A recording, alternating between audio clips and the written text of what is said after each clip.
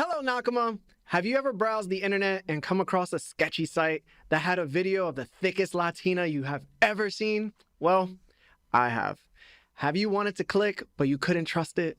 Listen, I've been you at that moment plenty of times. I couldn't trust the hackers and loopers, the government, or even our internet service providers because I knew they'd be spying on your boy. I wanted something on my phone, computer, and tablet to protect me. Who am I to deny myself the desserts of life? But who are they to know how long I watched that video? Here's the thing. At TOPT, we are now affiliated with NordVPN. It's an application that hides your IP address and online activity and helps you stay safe on public Wi-Fis. You also can connect up to 10 devices at once. NordVPN is available on all devices, bro. With our link, you can receive up to 69% off the first 2 years outright. They do have 3 plans, and each plan has its unique features. We wouldn't link up with a company if it wasn't worth it, believe me. Sign up now, Nakama, and protect yourselves from these online Gorsei members. Much love. This episode is sponsored by BetterHelp. Have you been struggling lately? Maybe having difficulty sleeping? Struggling with a relationship, or suffering from low self-esteem? Listen, I've been there. We have been there. If so, then today's BetterHelp wants to help you. BetterHelp offers licensed therapists who are trained and here to help you out. Talk to your therapist in a private online environment at your own convenience. There's a broad range of expertise in BetterHelp's 20,000 therapist network that gives you access to help that may not be available in your area. You just fill out a questionnaire and it's as simple as that, guys, to help with your specific needs and then get you matched with a therapist under 48 hours. After that, you schedule a secure video or phone session. Plus, you can exchange unlimited messages and everything you share is confidential. We signed up for different reasons, and to be honest, it's legit. It helped us out a ton. You can request a different therapist at any point with no additional charge anytime. Join the 2+ million people who took charge of their mental health with an experienced BetterHelp therapist. This offer goes out to all our That One Piece Talk Nakama. You get 10% off your first month at betterhelp.com/TOPT. That's BetterHelp, HELP.com/TOPT. Thanks to BetterHelp for sponsoring this.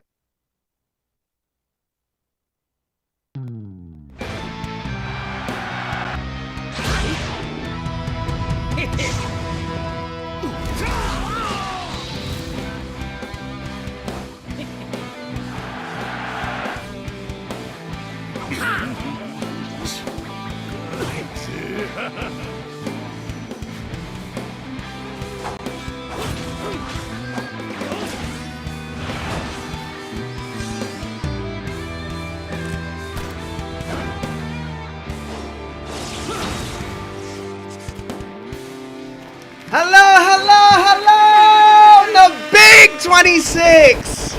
What up, everybody? Happy New Year. It's 2026. Oh, man. First episode of the year. And guess what? Lino is not here.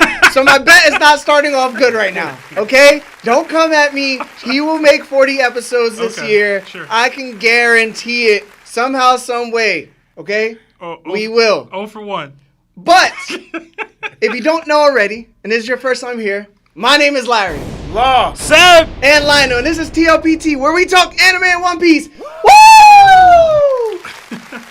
Let's go. Sorry, Marv, for blowing up your line and speakers. I gotta yell sometimes, but it's okay. Y'all could take a little bit of yelling. Sure, y'all girls be yelling at y'all all the time. No, mine does. Yeah. Trouble in Paradise, man? You good? Paradise in Trouble. How was your vacation, bro? It was good? Yes. You enjoyed very, yourself? very good. Got to meet a lot of my Hispanic familia. Learned how great, PR can be, and it's absolutely beautiful. So, yeah, shout out to everybody over there. But how are you guys? What did you guys end up doing? I'm good, man. I had a really enjoyable New Year's. Were you slutting around? I'm not gonna get into that. Thotty Bobby? I'm not getting into that. I enjoyed at-home charcuterie board, man. It was a nice little night. Had a little salami. Listen. But we did a bunch of streams last week. I don't know if you saw, man. Yeah. I ended up moving the bingo stream to this week. Mm-hmm. But we had our awards for our award ceremony for 2025 for TOPT. People won awards. Yeah. A lot of dope stuff. We did top anime moments, top manga moments, characters and stuff, and then we awarded some of the people in the TOPT Discord. If you guys really are interested to see if you won something, I don't know if you guys were able to tune in, but that stream is live. It's posted on the channel, and we're gonna do it again. It's something we're gonna do again every year. So if you want to participate, you want to be nominated for an award or potentially win one, join the TOPT Discord. It's free to do that. It's a lot of fun. A lot of familiar faces. We're there for that, and we got some people we haven't seen in a while pull up. So that was a good time. It was a good time, man. Yeah, we're gonna. So when I go back home, I'm gonna post those because I just wasn't home to post those on Spotify and Apple Podcasts. So shout out to you guys also as well. But I will do it tonight, okay? As well with the timestamps. I will do the timestamps as well too. And then so guys, the agenda today is going to just be One Piece chapter 1170, and it's an exciting chapter. I think this is a very good conclusion to what happened with Loki and King Harold and the rest of the people involved. So, I'm pretty sure there's a lot of theories, a lot of talk to be had, a lot of L's to be taken, a lot of W's to be taken. I think this episode was a good, Chex Mix bag of it. And I can't wait to get on each other's nerves.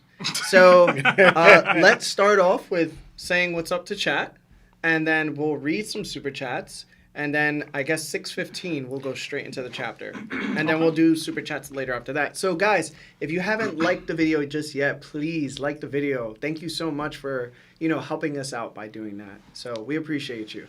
Yeah, man, we got a bunch of people in here. Like Larry said, like the stream. It does help with the YouTube algorithm. I see Brotherman in here, Bingle Bungle in here, that's Game Ron, Inferno Knight, Yops, Fire Punch, Young Vito, Reggie J, Big Meatball, Rakuster, Minority Hunter, Nasty XL, Luis Lopez, Palm Primus, He's Pirate Jesus, Four Haven Sake, Wise Life Gaming, Kid Adani, Left Lane John Wayne, Gelato, Dempsey Roll, Epo. Just so many of you guys. Please, like I said, hit that like button. It does help with the YouTube algorithm. We do have a couple super chats sitting before we even started the stream, so thank you guys for your patience. I will read a few of those now. We got 7 months at Nakama status from the Dragon Truck. It says, "Can I get a Macho Man impression?" Much love from New Zealand. Thank you. Like Macho Man Randy Savage? Go ahead. Ah, man. You got this. I don't have this at all. Lawrence? A Macho Man Randy Savage impression? Yeah. I've never been good at impressions. I tried in the past, and I'm how they sound like in my head versus what's coming out is different. I keep just imagining Booker What does he T say? talking. What does he say? Marv, do you want to do it? Do you know one?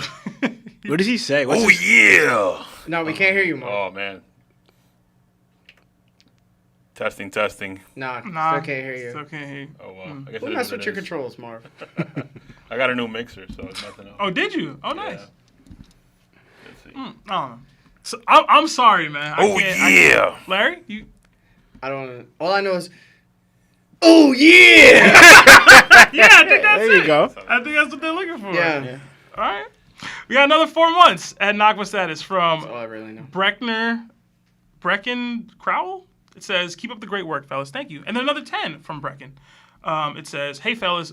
Personally, I wonder if Aokiji is actually stronger than Akainu and only lost on Punk Hazard due to his Devil Fruit having a significant disadvantage as he was ice against Magma. Thoughts?" I disagree with that. Yeah, I disagree. I think they were evenly matched at Punk Hazard, and I don't think that one gets like a significant advantage over the other. In Ace's case, like they showed the clash evenly, so I guess there's a bit of an example as to why, because Ace was able to be overtaken by Akainu. But the way the island itself split in half, if it was a significant disadvantage for him, then it wouldn't be split in half like that, right? Like, I'm just proud of your growth. who, me? Yeah. What? Because you used to just think that Akainu was the hardest. Oh, dude of all he time. is. He is. No, I'm an Aokiji guy too, though. You know what I'm saying? Don't get twisted. I think evidence proves that Akainu's not. Akainu's definitely that dude. Again, for a long time, the dub over Aokiji was the strongest W any 1v1 anybody had in the series. At that time? Yeah, it was a long time, though. We're not going to act like it wasn't a long time that was the case. It's only recently we got some different That's like belts. fighting someone else in the same level than you, and you actually won that fight. Yeah, and he won it. Yeah. I will say, in general, if you were stronger than somebody in One Piece, typically you win that fight. It's very rare that you're stronger and you lose the fight, unless there's some trickery or something that else goes on outside factors. Luffy versus Kaido. Outside factors. Dude got jumped by like 19 people. But Oda did say just because you win the fight doesn't necessarily mean that you're stronger than that person. Oda, like those are Oda's words. Why he said it, I don't know. It's your manga. What are you writing and drawing? If But your he did say example is Luffy, you already losing. You know what I'm saying? Yeah. He's the main character, bro. We got another 32 months at Yonko status from Broker, our guy, man. It says, "Hi, everyone. Sorry I haven't been around for ages. I'm so glad to be back with you all. Thank you so much for everyone who voted for me in the Discord Awards. I can't tell you how much it means to me." Yes, Broker won our 2025 Theorist Award, or the Vegapunk Award. Shout out to Broker. I know he was heavy with the theories a little earlier in the year. He kind of fell off towards the end. But it's good to see him back. I saw him yesterday. We talked for a bit. I was happy to see my guy, man.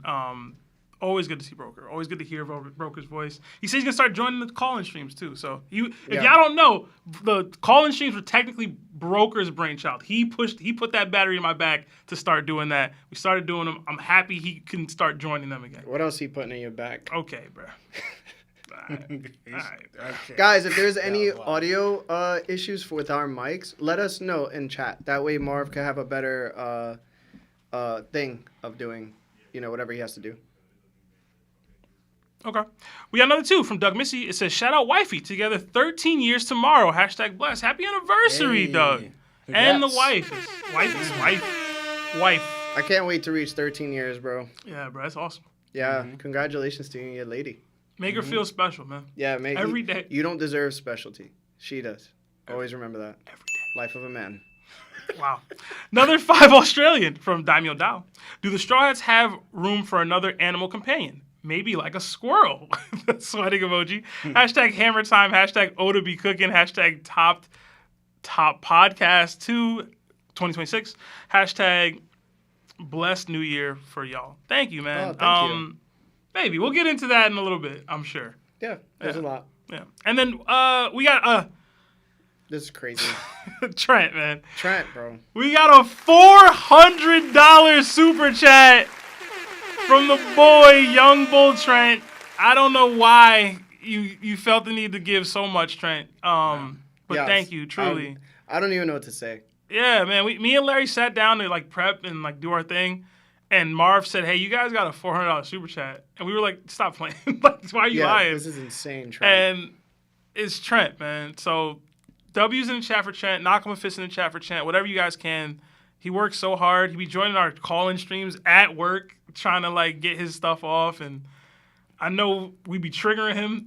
I know he be getting mad at some of our takes. Yeah, he got mad at me. He the got other day. so mad. Yo, you would have been mad at him too, bro. You would have been so mad at Larry. Larry said Marco beats Law and Doflamingo at the same time. Larry was trolling. Yo, he was so serious. No, I couldn't believe it. This sounds like troll. Larry. I couldn't believe there's it. No way. Yo, he was backing it. Yo, There's I was no like, way. "You're He's tripping," trolling. but okay. He's trolling, bro.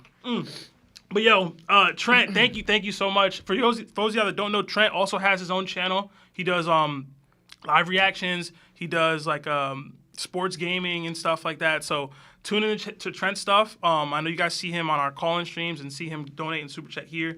He's one of the people that really get into it and try to make something real big on YouTube. So shout out to Trent. We actually read the super chat now. Yeah, thank you, Trent, so much. Thank you so much. Trent Appreciate it, says, "Here's a late Christmas present, guys. I'm sorry it's late, but again, thanks for helping me be able to believe in myself in my streaming and YouTube journey. I give you guys my loyalty and appreciation. I hope y'all change people's lives like you have mine. Thanks. Also, thanks for also joining my stream, Seb, and calls with Larry. Yeah, man, I try when I can. Just always ping me. I'll try to do my best. I be busy as hell, but if I'm free, I'll pull up. Yeah, man. I sent out a really nice message earlier on New Year's, just letting everybody know that, 2026 is your year. A lot of people think that's like a common thing to say, but it is. You don't have anybody to believe in you. Believe in yourself. You know what I'm saying? Sometimes you just need a little spark, and that's okay. But when it comes to you, there's only one person. That's you. You know what I'm saying? And God has given you gifts that only you have. So for you to like hold yourself back and not share with the world to make it a better place, it just doesn't make sense to me, And the perfect example is just these guys, So I saw, in a room, just these individuals who are just incredibly entertaining and smart and funny. And sometimes you just need to believe that things are going to work out. And if they don't, then that's okay. At least you took the step. So never stop believing in yourself when it comes to you. Sometimes you have to be a little delirious and, some people are going to call you crazy or not believe in you. That's okay. They're not you. They don't have what you have. So when you push forward, take one step, believe in yourself, and put your faith in God, bro. And watch things unfold in ways you never thought it could. So keep going. Do not stop. Keep being kind. And just move forward with courage. An insane amount of courage for like a couple seconds. That's all you really need. A couple seconds of an insane amount of courage. And you'll go far, bro. Your life can change instantly. So, yeah. You guys ready to get into the chapter? Yeah, let's do it. All right. You guys ready? Let's get it. I'm so happy to do this chapter. All right. This week's chapter is titled Conqueror. The reader request shows Jinbei working as a station attendant on the Eel Railroad, passing out eel bentos for lunch. It's a fun image. We see him handing the bentos to a kid version of the Straw Hats right before they hop onto the Eel Railroad. Did you guys have any thoughts on this? And Sebastian, let's start with you, bro. I really didn't. I thought it was cool, though. I was looking for Brooke, because when I saw the eel, I thought of Laboon for whatever reason. Yeah, same. So I was instantly looking for Brooke, and I couldn't find him. I was looking for Frankie, and couldn't find him either. So I was like, that's odd, but whatever. I guess I guess Oda can't picture Frankie and Brooke as kids for real. I guess anymore. I don't know. He's drawn them as kids, so I don't know. Yeah, he's drawn Brooke as a kid. I don't know. I mean, Frankie as a kid. We seen Frankie as a kid. Yeah, I that's why I was like, I don't know why we didn't get them. Yeah. But I don't know. That was my only thing. Like, where are Frankie and Brooke at? Like, maybe they're in the tubing or something. I don't know. Mm-hmm. But I didn't have much. Yeah, Law. Yeah, I don't really have anything in there. I honestly didn't even take the time. I was like, okay. Moving on. Guys, we're going to get back to the super chats. Don't worry, okay? Also, if you haven't liked the video yet, please like the video. So I also was kind of losing my mind. I was looking at the Straw Hats, and they're all kids, and I'm like, yo, where the heck is Frankie and Brooke? Mm-hmm. And then I looked a little harder, and I think I found them. Really? So I think Frankie is right behind Robin. In the But he's the suitcase. He's the suitcase? Yeah. Okay. And then if you look a little harder, you may not see him, but Brooke is there in spirit. Yo! It's a ghost joke. You can't see him. You can't see ghosts. okay. Yeah. I thought you were gonna be referencing something on here, not just he's there That's it. as a ghost, bro. Alright, man. In their defense, I can't see Oda writing something like that. You just can't. Anyway, go ahead. Yeah, my joke was bad. That was bad. Bro. I know was you pretty bad. first day back from vacay. You Yeah, alright, bro. It's okay. They ain't My out bad, gonna yeah. land, bro. Also, I'm not trying to take a shot. I am not trying to take a shot, so shout out to his community. Chopper didn't change. Nah, he looks smaller. He looks significantly smaller. He does. Bro, that's like little kid Luffy. This is Yeah. Chopper smaller than that. Yeah, that's like true. significantly smaller He's than like the a Luffy we're baby seeing. at this point. I mean, it's just angles. It's That's crazy right. that they did You know this what I'm saying? because Chopper's only like what, 3-4 years younger than Luffy. Chopper a grown man. He's like 15. Okay. He's like 17. He's a grown man. He's like 17. in Jewish culture. He's a grown man. Okay, he would be working on an account for TD Bank. Okay. Have his own family. Deciding what college he going to next year. This is a grown man. He's working his way through med school. He could go to Army next year The Army. if he wanted to. All right. The Army, bro. Yeah.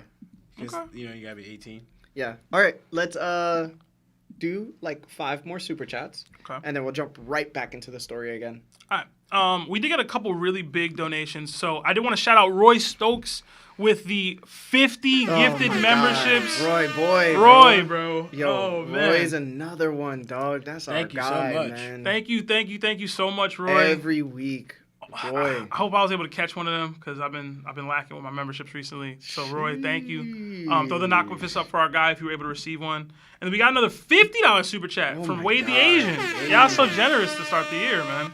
It says, what a better way to end the first Monday of the year than with the boys. Hope y'all been well with the new anime schedule ahead of us. What are y'all expectations? Hashtag Seb the cool unk. Thank you. Hashtag Derek White. Hashtag Law is hilarious when he talks more. Hashtag Throbbin for Robin. Thank you, Wade. Expectations for the anime in 2026. It's seasonal now, so I'm hoping. I expect greatness. But thank you to both of you guys. Seriously, if you guys aren't thanking Roy Boy right now, please do so. Do send 50 giftos to Yeah, everybody so you can use emojis in chat. So thank you so much, brother. If you guys can't receive the gifteds, hit up one of the mods to find out exactly how you can like create the avenue for that for your YouTube channel or YouTube memberships. I forgot how to do it, and I can't explain it, but there's a way to do it. Yeah, and just thank you, Wade. 50 is a big one, bro. We don't take advantage of that. Thank you so much. It supports the pod crazy. Thank you. Yeah. All right. I got to get back to where I was. We got another 10 New Zealand from the Dragon Truck. It says, yo, Topped. Did something I never thought I'd be able to and bought a house. W Pod. Hey. Thanks for putting out dope content every week. W Reader, hashtag W Reader, hashtag Bald Takes. Yo, I love everybody coming up this year, bro. I love that. Hey. Starting off the year strong. Yeah, Congrats. congrats on the house. Yes.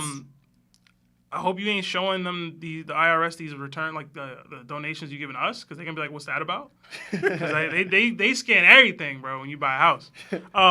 But thank you, and I hope you build a home there, man. I hope you love it there. I hope it's everything you want it to be, truly.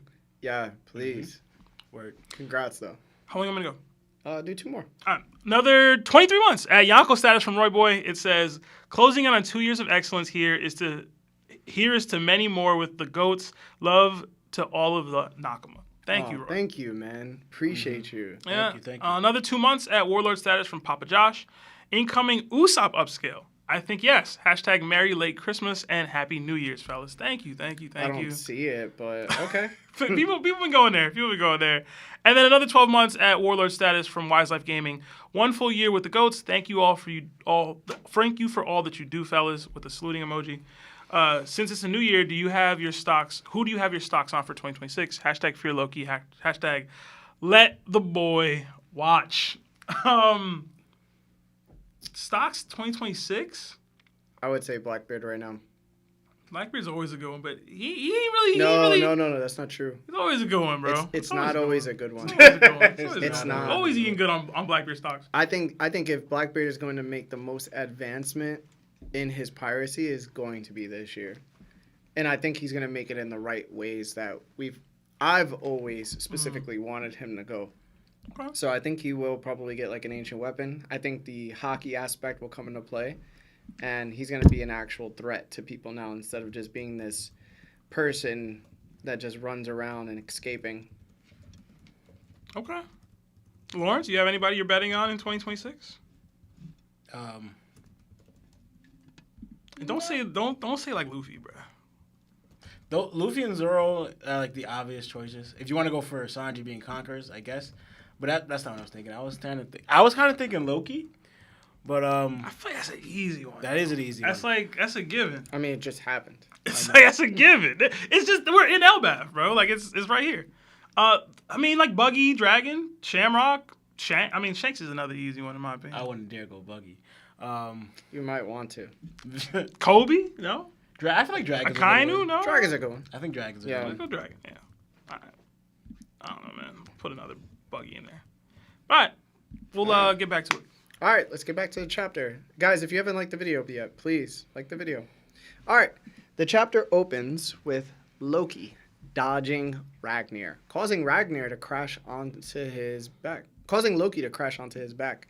Loki gets back to his feet and heads towards the room where Elbaf's national treasure is sealed, the same place Ragnir was thrown from. Loki demands to know who threw Ragnir at him, but while he's there, he figures he might as well eat the devil fruit too. That's when he hears cracking sounds. Loki turns around and sees Ragnir breaking through the floor beneath them. Loki is completely stunned by how heavy Ragnir actually is. The floor finally gives out, and Loki desperately grabs onto something to stop himself from falling and barely succeeds. When we then cut to a possessed Herald, who yells at Loki that he's wasting his time. Herald explains that Elbaf's devil fruit has been dormant for centuries, not because no one wanted to eat it, but because no one could. Not a single person was chosen by Ragnir. But with the power Herald now possesses, he believes he can. Suddenly, we see an axe and a sword coated in Haki appear. And in the next instant, Gibbon and Shanks slash through Herald, severing his right leg. As Herald falls backwards, he locks eyes with both of them. Gibbon notes that Herald does feel pain and that his regeneration is drastically slowed. If they can land enough consecutive hits, they can knock him out of commission. And if the Holy Knights have any weakness, it's against those who can infuse the color of the Supreme King into their attacks. Herald screams Gibbon's name as he continues falling, then twists midair, grabbing one of his guards' axes and slams it down toward Gibbon and Shanks.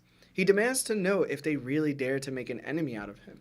The two leap out of the way, and Gibbon shouts back that of course they do.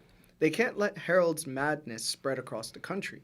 After landing safely, Shanks asks Gibbon how he knows so much about the Holy Knights' weaknesses. Gibbon explains that back when the Roger pirates were sailing, the Holy Knights repeatedly came after them trying to take Shanks back. They'd shout about a red-haired boy on the ship, claiming Shanks must be the commander's son, and every single time the Roger pirates beat the Holy Knights black and blue. Shanks recalls St. Somers saying something similar when he was visiting Mary Joa. Gibbon adds that he was shocked the world government even had a force like that, though he still considers them chumps. Shanks agrees, pointing out that the celestial dragons see themselves as gods and never leave Mary Joa. Just thinking about the life he might have had makes Shanks shiver. Gibbon responds, "That's what they call fate." Shanks then says he wants to save Herald. Gibbon tells him that's fine, but reminds Shanks that he was the one who taught him about the despair of a holy knight, and right now, it seems like Loki may be their only hope. With that being the end of the first part of the chapter, Lawrence, let's start with your thoughts. Okay. So first I want to start with what I noticed is that we see more and more while Elbaf's like kingship or royal line is only held by those with ancient blood, right?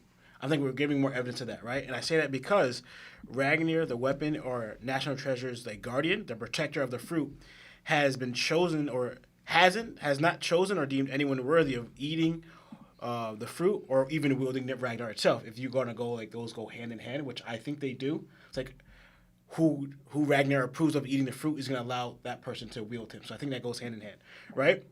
The reason I say this is because in chapter 1142, we see Loki when he's released standing with Ragnir, right?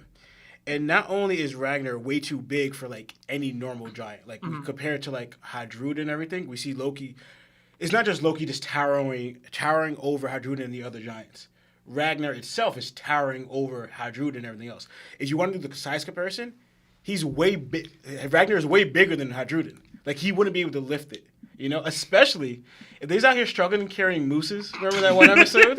Like if they was out here, it took two of them. Nah, bro. No, it took He's two of them. spitting right now, It bro. took two of them, and they're complaining about the spitting weight. right now. They can't carry this moose, this big old moose. There's no way that they could wear Ragnir because the handle alone is like bigger than them, not even including like the mallet. But you put that together, it outsizes the giants by far, right? So not only that, right? It said Loki even says himself, right? In the next chapter, in 1143, Hadrudin, you can't even lift Ragnir, right? And now we see Ragnir in this chapter breaking through the ground, right? Mm-hmm. So now that calls the question too, is Ragnir this weight itself, like he's that heavy? Or does he like add this weight to him because only I want the right person to wield me? Right, like he makes himself too heavy. Because I was looking at when Ragnar's like breaking through the ground in the castle. Is it trying to move, or is it forcing its way down, or is it just naturally this heavy? Mm-hmm. Right. So it could be either or. Either or. That tells me that Hadrudin is not capable of wielding it. You will need someone else to wield it. Especially when Loki says you can't even lift Ragnir. And also too, it's way bigger than you. Right. So now we're seeing the size of the ancient giants. It's more compared to like someone that big being able to wield Ragnir. So just off that alone, we see what why that's helpful for that, and also too. That was a great perspective. Yeah. Yeah. Right.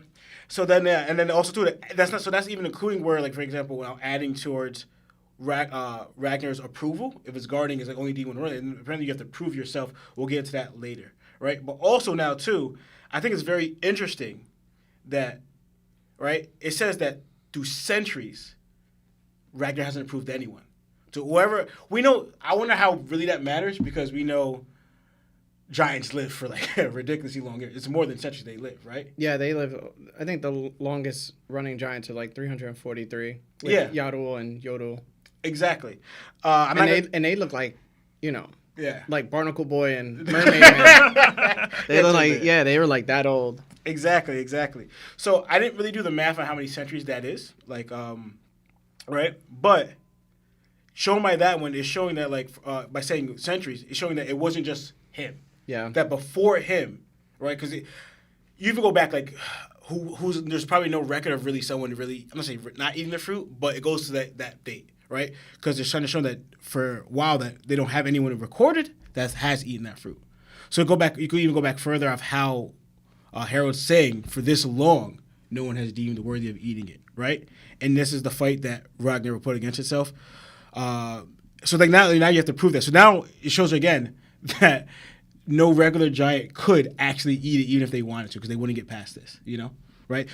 Loki dodged that from last chapter from dear life. Like he had to fall on his back just to dodge that. Good reaction time on Loki, but it shows that one how much it takes to get that, even just get close to the fruit, right? And going here now into Shanks and Gaban's attack, right? And it made me laugh though too because no, you didn't get that far. That's fine, right? So they sever a leg off Harold, I guess, trying to slow him down or whatever, because Shanks even said it himself. He kind of wants to save Harold somehow, but they don't really know how to because they're not exactly sure how these powers work. But they do know that, like, from Gaban saying, you give enough of attacks, like consecutive attacks of attacks are coded with the Conquerors of the Spring King, can chip away them and slow them down or like immobilize them, right? But to me, like, what's supposed that Shanks at this relatively young age is able to wield this attack where, because if you link it to what Kaido said, part of the elite, right? You're able to, only the elite class, a select few of the elite are able to infuse their attacks with the Supreme King Haki, right? Shanks this is 25 years old, is shown to able to do that now. To me, that raises a lot of questions, as in, because remember, a year ago, he got scarred up by Blackbeard, right? So, was he able to use this power then? If so, that shows that Blackbeard may be more of strength than we thought. As in that, if Shanks is able to wield this power, we don't know how that fight went out, but that to me this brings up his clashes with Mihawk and his fight with Blackbeard. If he's able to do these techniques now, plus a year ago, if he's able to do that, that questions, all right, was Shanks and Mihawk fighting with infusing Conqueror's Haki into attack. Or Mihawk has a type of Haki that can compete with this. And Blackbeard, how did you get this scar on Shanks? Yes, this is not observation Haki, obviously, right? But I'm not saying that Blackbeard broke through an attack. But and Shanks did say like he wasn't off guard or anything when when the attack landed on him to scar him. So to me, that puts the strength on potentially Mihawk and Blackbeard.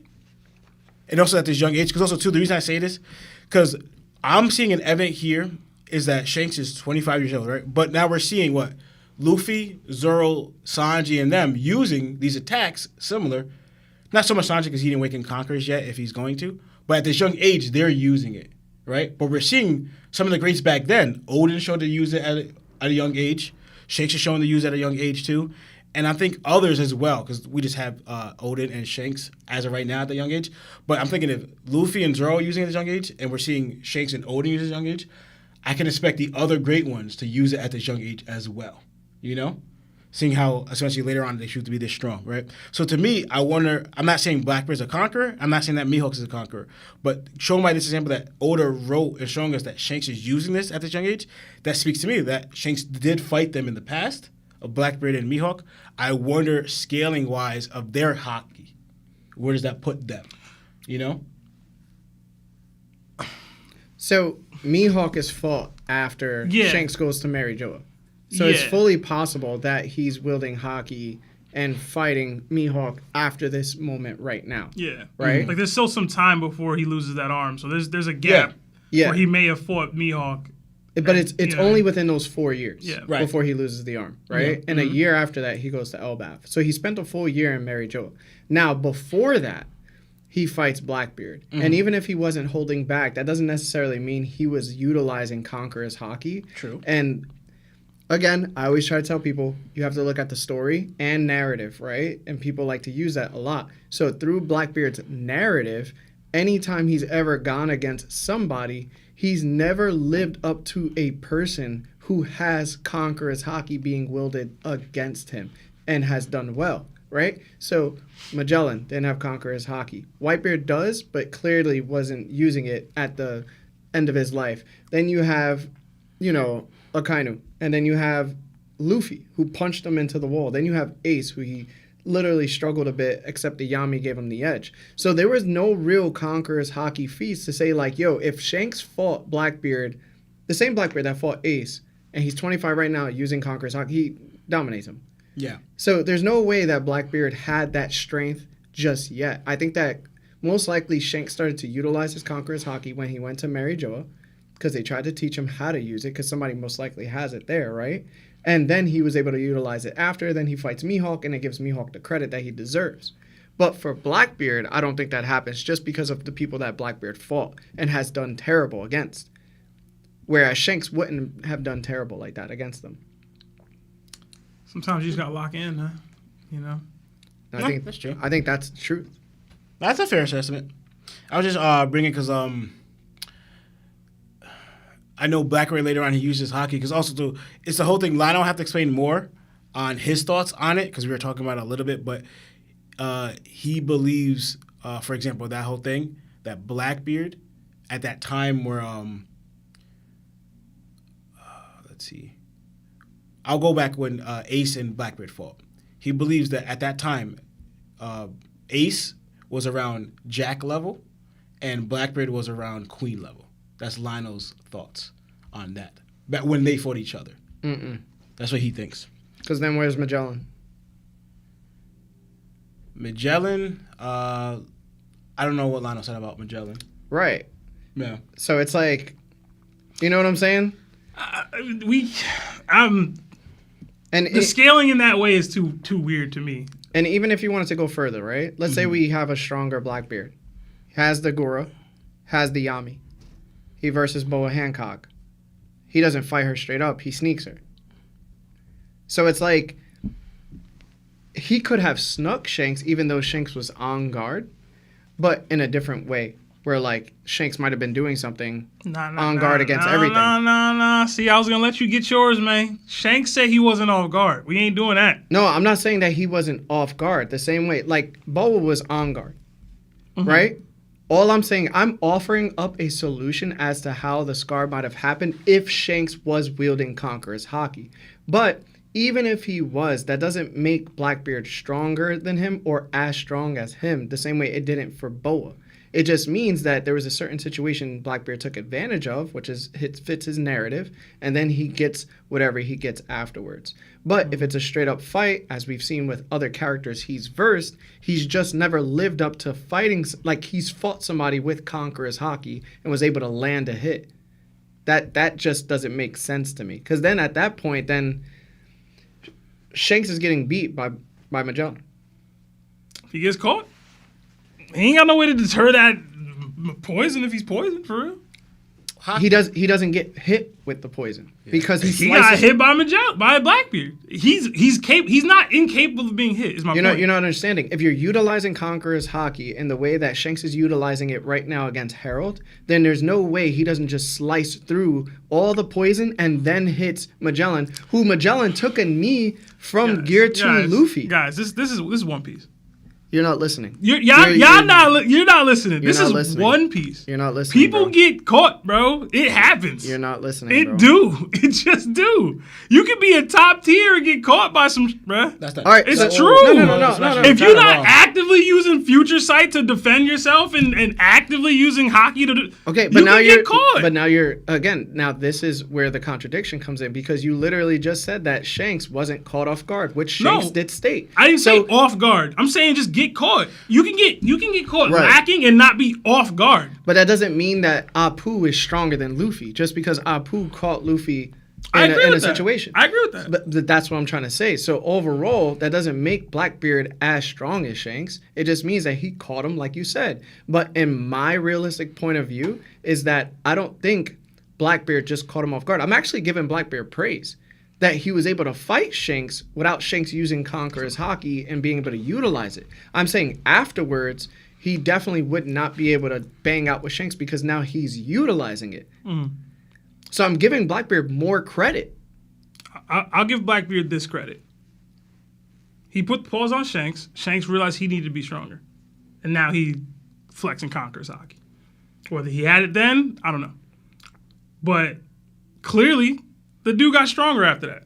So I don't think it ever was a downscale or an upscale for anybody because they're both around the same age and they fought and one dude got caught and that's it. Like I never looked too deep into that other than Shanks thought Blackbeard was strong enough to be a problem. No, because back then. No, but what Larry said is true though. Blackbeard has never come with someone who's awakened and using their Conqueror's Haki in a fight. He hasn't. There's only so many of those people. In general, one, and then two. So, and I also you can't just say so to a Conqueror's Haki user. That's not fair. You're not doing the story justice because they immediately have a higher ceiling, and two, it grants them more abilities strength wise. So you can't just be like so, because now we're not.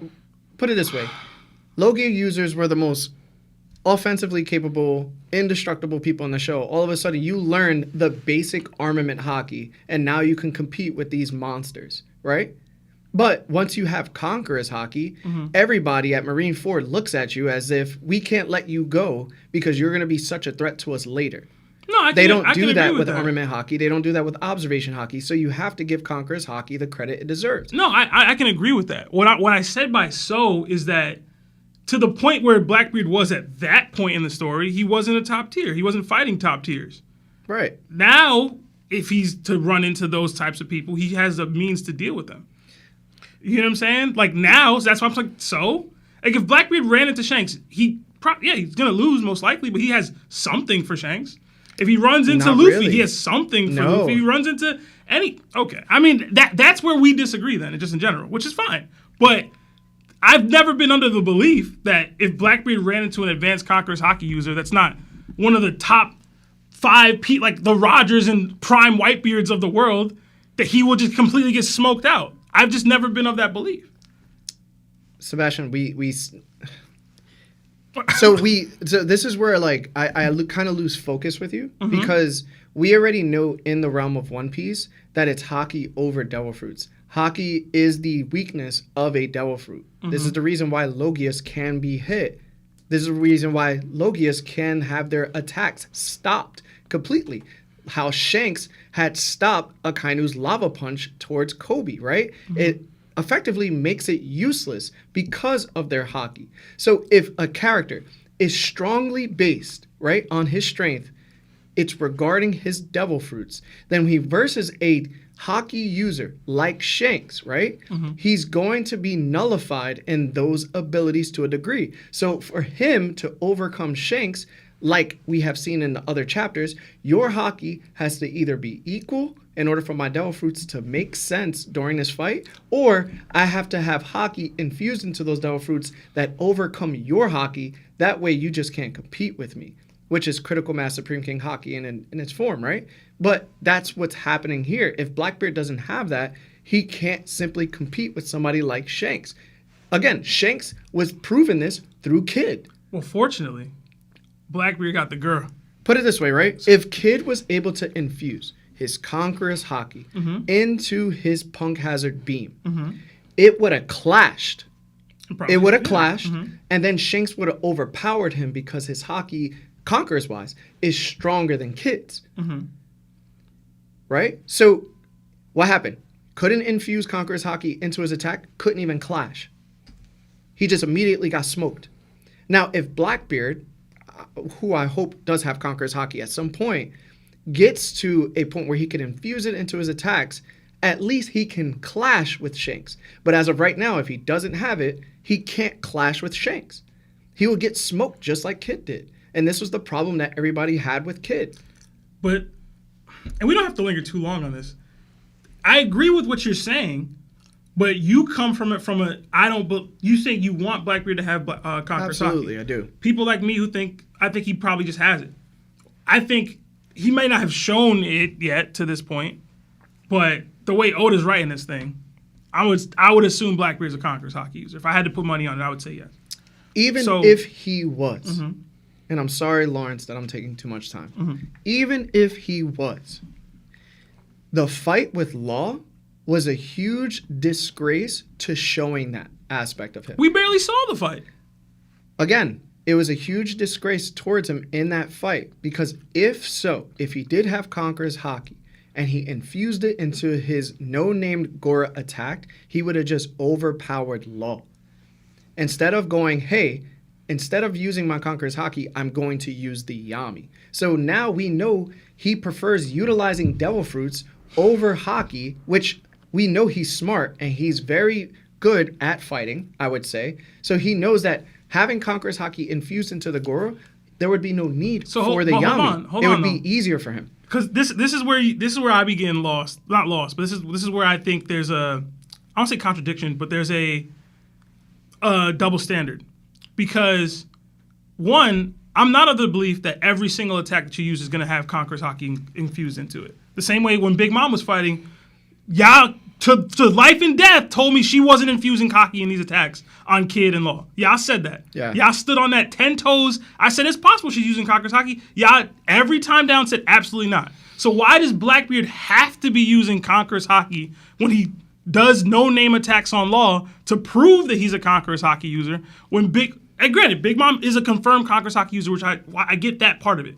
But you can just fight somebody and not use your Conqueror's coded attacks with your Devil Fruit. And then if it comes down to it, let me start actually boxing and using my top of my kit. Because that's what Big Mom was doing. Do you want to explain Law? Yeah. Because I feel like I'm talking too much, so I'll let you talk. Dang it, hold on. I was going to say, because I was thinking about something else before what Sebastian was saying. Talk so I can gather my thoughts. You could go. I want to gather my thoughts. So the reason why the Big Mom situation happened is because it was so heavily plot driven that she needed to lose. And I feel like you don't accept this ever because you think that Big Mom is just not capable. But you've always had this thought process ever since Wano was introduced. Even when Big Mom was first introduced, you just hated the fact that this was happening.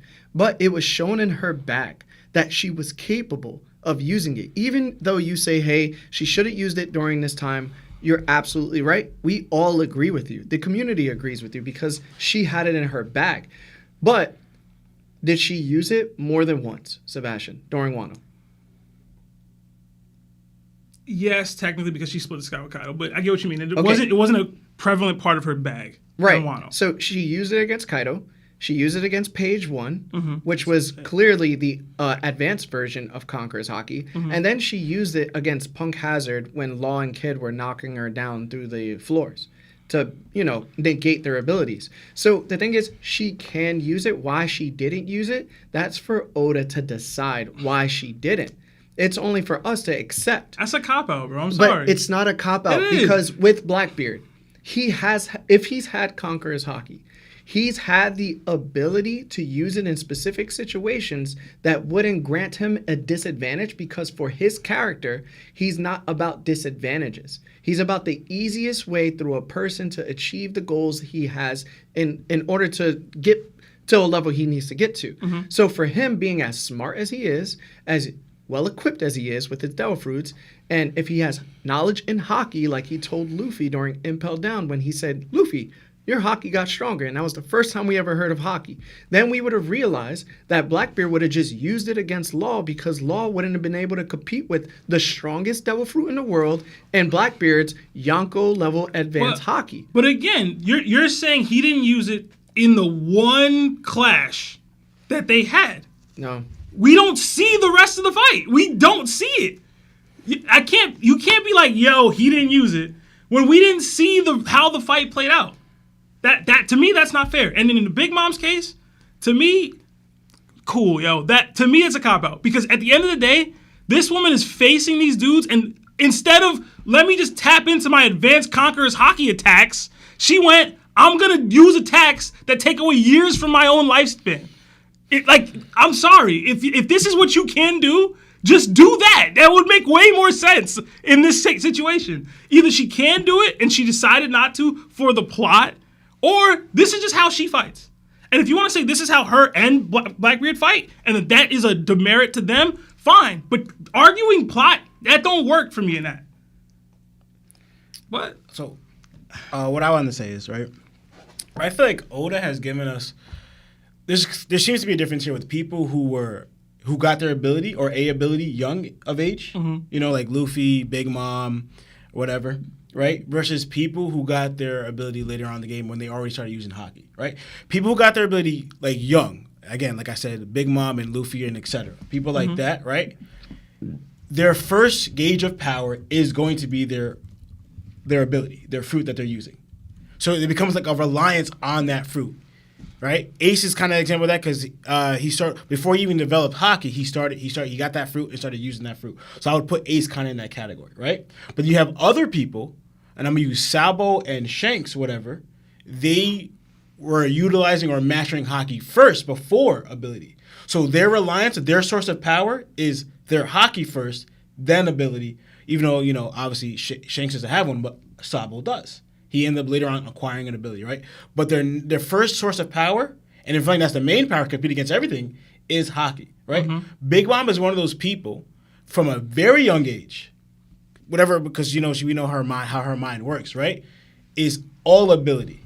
So her source of power, her reliance on power, what Odo's written in, it's all ability.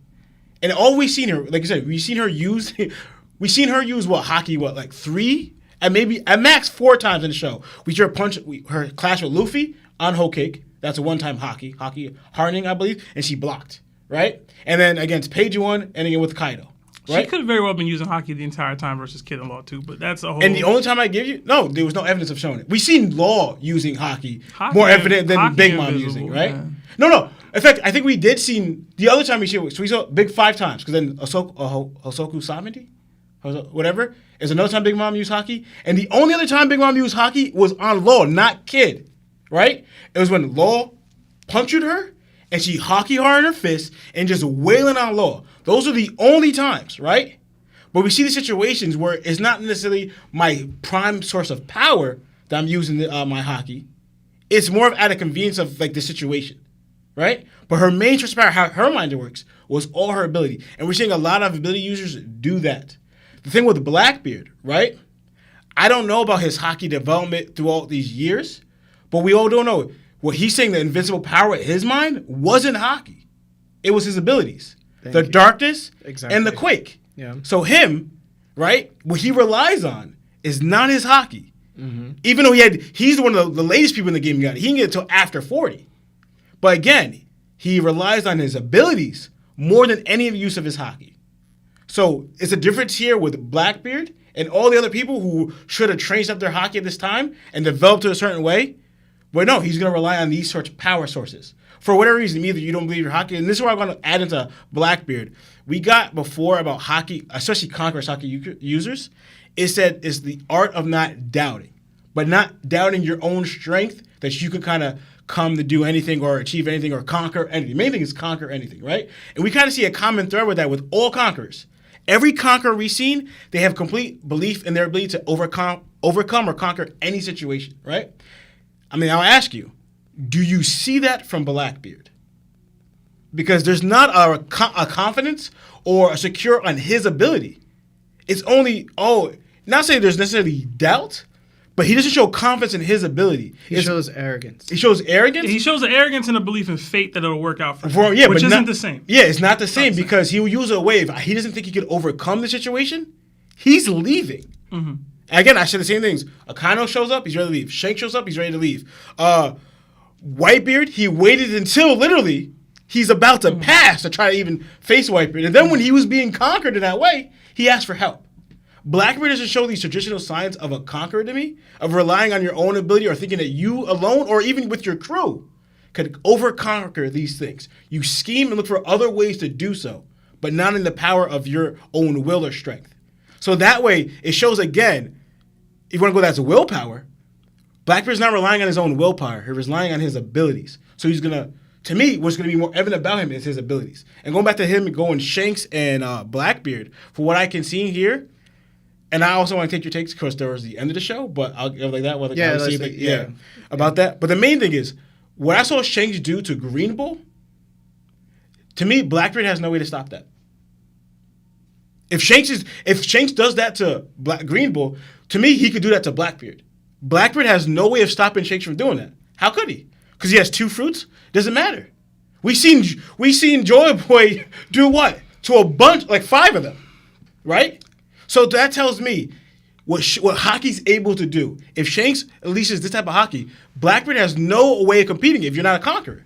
And that's what Larry's talking about. If you can't match we haven't seen, aside from Jordan, we haven't seen anyone match that Conqueror's Haki burst. If I'm able to do it to people and shut down their ability, and if I project that to you, if you're not bringing out Conqueror's Haki to compete against it, to clash, we saw what? It was a movie, but we saw a similar example with Bullet and Luffy. They clash with Conqueror's Haki. So you see that we can do that. If Shanks does that, you would expect another burst from Blackbeard, but if he doesn't have Conqueror's Haki, guess what? That would be your shield to block you from shutting down your ability is gone now. You don't have it. So then you're just getting shut down, and now you're susceptible to whatever Shanks is able to he wants to do with you. So well put. Well, I would agree with the majority of what you said, Lawrence, and I would. And I don't want to linger on this for too long. If this is all the case, then Shanks' entire thought process since we've seen him as a character is pointless. No. It is. Because if Blackbeard is what y'all are saying that he is, or y'all think he is, or y'all have narrative to him in this situation, Shanks shouldn't be talking to Whitebeard about, yo, stop this guy. He shouldn't be looking for him after Wano. He shouldn't be doing none of that. He should be, yo, that dude is light work. I can go handle him whenever I feel like it. But that's not how he moves. But he was speaking for Ace, that's not himself. How he moves. He was speaking for Ace, not himself. It's not how he's moved. It's not how he's moved one time. He is letting people know, yo, Blackbeard is a threat. If he's what y'all are saying, that's not a threat. That's not even a threat to me. It's not a threat. It doesn't. If I'm what y'all are saying Shanks has become, and what he's capable of doing with his Haki, that he was capable of when he went to Whitebeard's ship to have that conversation, bruh. That is not a threat to anybody at the top at all. Sebastian. Whether you think he's forecasted to be strong or not. Whatever Blackbeard showed Shanks in their skirmish was enough, and in general, because Shanks is strong enough to know some things, he identified there was a real threat there. And that stuck with him to this point, regardless of how strong he has become since that moment. He still looks at him as a threat. Sebastian. Whether that's Conqueror's Haki, whether it's multiple Devil Fruits, because he didn't have multiple Devil Fruits then. Sebastian. Shanks said, yo, this dude's gonna get stronger. This dude's gonna become a problem. That's what I'm telling you right now. One, I'm gonna let Larry go, but I just want to say, obviously, what Shanks was talking about, it wasn't about himself. There was no threat to Shanks. He was speaking about Ace the entire time. The main thing, it wasn't like, yo, Whitebeard, you should look out because Blackbeard's dangerous. No, he said you should call Ace back. He wasn't scared for himself. He wasn't scared for Whitebeard. No. He was worried about Ace the entire time. What did he tell Whitebeard? He's coming for your position. He said Ace isn't ready. I already know that. I know he's not ready because I've seen the man's hands. I know that. He's not ready for him. He's coming for your position. When Shanks moves, it's because the fabric of the world's balance is going to be at risk. He identified that Blackbeard was that risk to the balance of the world as it was. It's not, oh, I don't want Ace to die. He might not even know that whatever. Cool. Even if that's the case. Sebastian, so you're forgetting the point right here, right? In Shanks' mind, who does he think sent to go handle Blackbeard? Because even what you said, you want to like, all right, he's coming for a Whitebeard's title, right? So he's informing Blackbeard, this is what Blackbeard's on. Ace, at this point, he's too young to handle this. He's either you or someone else, right? The whole point is that if you want to go like that, he's coming for a Whitebeard's throne, right? That's, if you want to say that's true, fine. But again, he's cautioning because at this time, Ace is way too young and too early to handle this magnitude of a threat. But why does he know that? That's my point. Why does he know that? Because he met both of them. And again, when he met Blackbeard, he didn't have any devil fruits at all. Sebastian, Lawrence is the GOAT on this podcast of perspective. You are the GOAT on this podcast of character breakdown and analysis, right? For me, looking at you say these things, it kind of disappoints me because you know that Shanks isn't really talking about Blackbeard's strength. He's talking about Blackbeard's ambitions and goals to overthrow his captain and to take out somebody with great promise through this pirate age in Ace. In order for Shanks to come in contact with Whitebeard, one, it's a reckless action to cause war between these two fractions, right? This is also the reason why he didn't go after Blackbeard himself, because Whitebeard deemed it as an offense to attack Blackbeard because that was still his son. So he didn't want to fight Whitebeard. And also, it would cause him and Ace to have issues, and he didn't want to fight Ace. So, story goes forward, right? What happens? Exactly what Shanks had predicted. Whitebeard got taken out, Ace got captured, and then Ace was taken out. And then his devil fruit was taken. And during that war, Shanks asked Blackbeard if he was ready to take him on. And immediately after Blackbeard said, I am the strongest person alive because I have the Gura and the Yami and nobody could take me on, he ran away and said, I wasn't ready for you just yet. And then after that, Shanks had looked for Blackbeard to take him out because he was waiting at Wano because he thought Blackbeard would show up at Wano. So he put himself in a position to take Blackbeard out after Whitebeard was gone. So we always knew it wasn't about his strength. It was about the threat and danger that was caused to Whitebeard and his crew. And he didn't want Blackbeard to take advantage of him. And I know you know this because you're probably the smartest person on the pod. And I'm not trying to knock you, but I know for sure you don't believe that because of strength. What I'm trying to tell y'all is those threats don't exist if strength doesn't back them, is my point. That's not true. Shanks is too strong. No. There's millions of people that think like Blackbeard in the world. Millions. There's millions of people that would do whatever, would stake their captain and take multiple devil fruits and do the things that Blackbeard has done to this point that can scheme and rise up the ranks. If Blackbeard wasn't also strong in Shanks' mind, he would be like, he's not that big a threat. But in Shanks' mind, the dude is strong. Whatever happened between them made Shanks feel the threat of Blackbeard. I don't know what it was. I don't know why it was. I just know this man said, yo, I got rocked, scar on my face. Blackbeard did that. He's stronger. He's been hiding his strength. That's the fear. He's probably stronger than even I know because he's just some lowly dude on your ship. He doesn't, a commander, none of those things. But he's able to do this to me. And to Lawrence's point when he was bringing up, it's possible Shanks was already a Conqueror's Haki wielding capable person when that happened. Whether I agree with that or not is a topic for another day. But if that's the case, it's more proof positive, that dude's hiding some level of strength that we haven't seen. And that's why I always say, when we see Blackbeard fight, when we see him in these situations, he doesn't look great. But we've never seen him in any elongated fight, for real. We never did. And the ones that we do see him in, he wins. Every time he's in some long, elongated situation with a dude, he wins that fight, whether it's trickery or whatever. Whether Shanks is a believer in fate, whether it's, I don't know. That dude looks at Blackbeard as an actual threat. And part of that threat is his strength. It's not just the scheming. It's not the fate. It's not the luck. It's not whatever. It's, the dude got hands. 2, he gonna do all this. And by the way, I have a constant reminder. I look in the mirror every day. The dude got hands too. So I have 2 questions for you. All right. No, I have one statement, one question, okay? And then I'll end this. All right. One statement. We did see a full fight of Blackbeards. And he immediately got one shot and the fight was over. What fight? Magellan. That's not a full fight. Blackbeard threw an attack? Blackbeard threw an attack in that fight? Hold on. Did Blackbeard throw an attack at Magellan? No, he didn't. Okay, so it's a full fight now. It's a full fight. But Magellan whipped out his thing while Blackbeard and his team were strolling down, and impelled down. And that's a full fight now. Lawrence, that's not how full fights go, bro. Come on. Lawrence, hold on. Come on, man. Kid didn't let off a shot. Was that a fight? These are so completely different. These are so different. One of these situations is Kid is trying to shoot a shot. Shanks jumps in the way to make sure the shot doesn't go off. The other one is Blackbeard is casually walking down, sees Magellan. Magellan goes, let me get this dude up out of here. And Blackbeard, to his detriment, didn't retaliate correctly. But that's not a full fight. That's not a fight. There's no Blackbeard versus Magellan.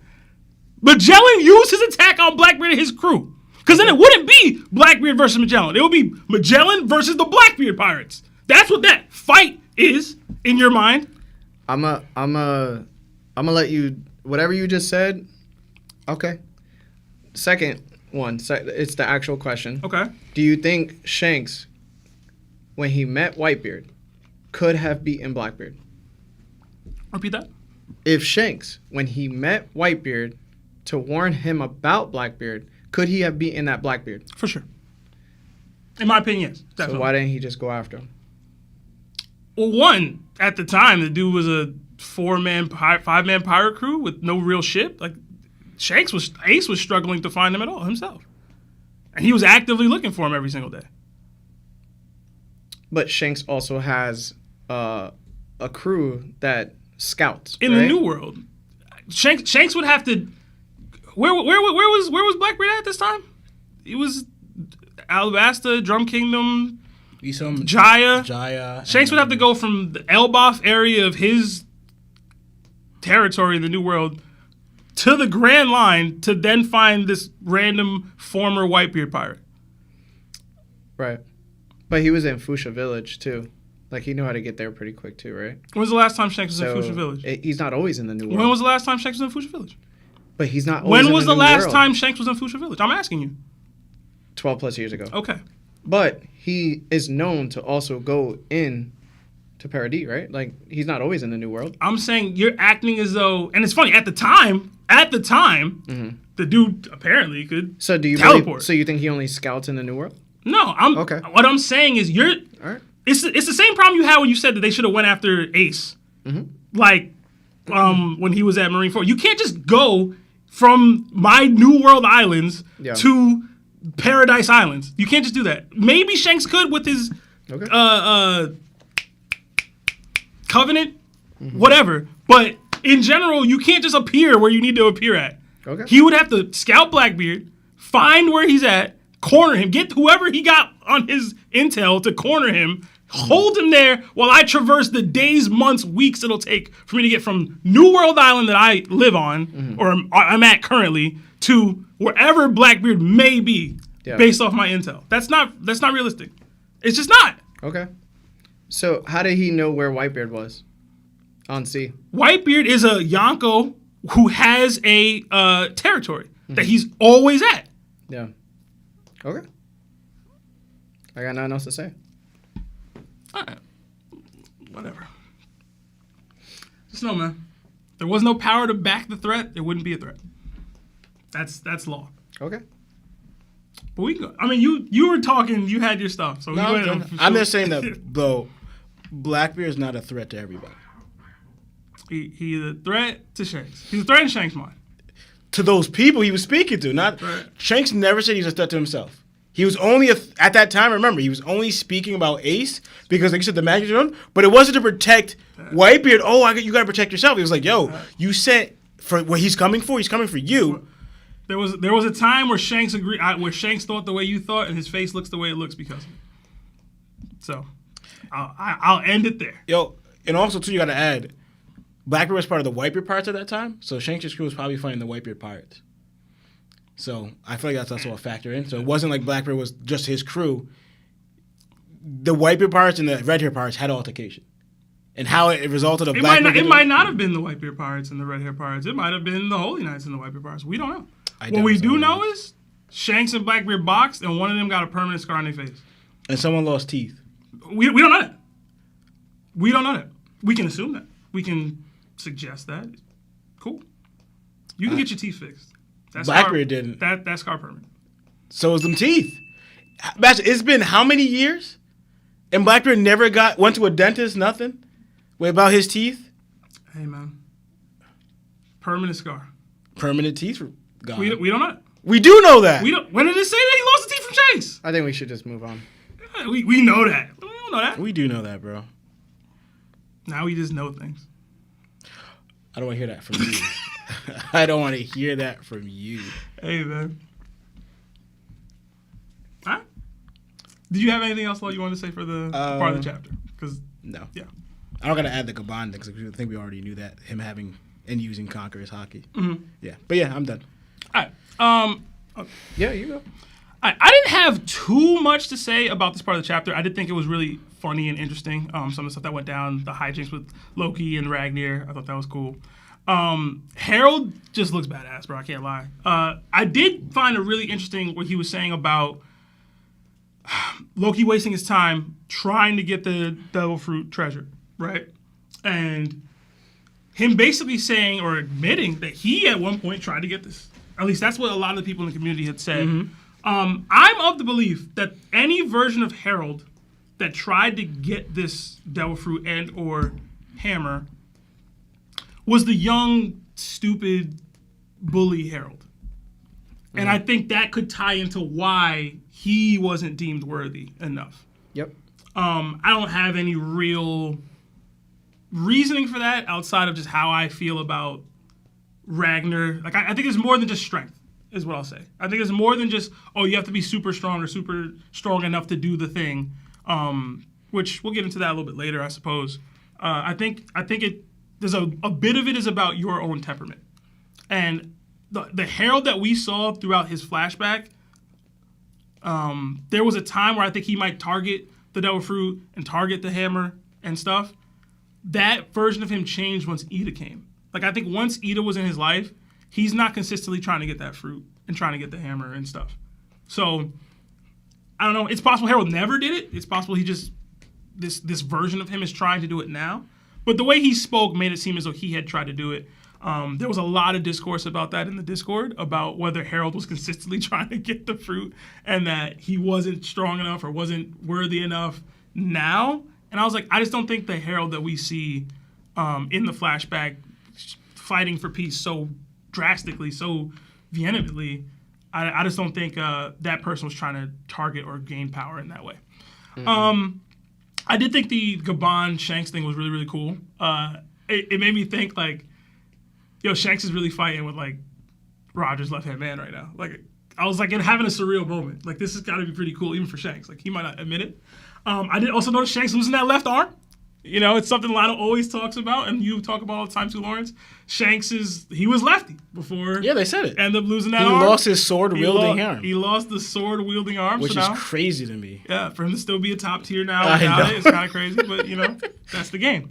Gabon looked really dope. I really did like the conversation about the Holy Knights consistently trying to get Shanks back and that they were fighting them and beating them down. I was like, yo, please don't tell me Garlic was in that. Please don't do that. Not my boy. It's already bad enough.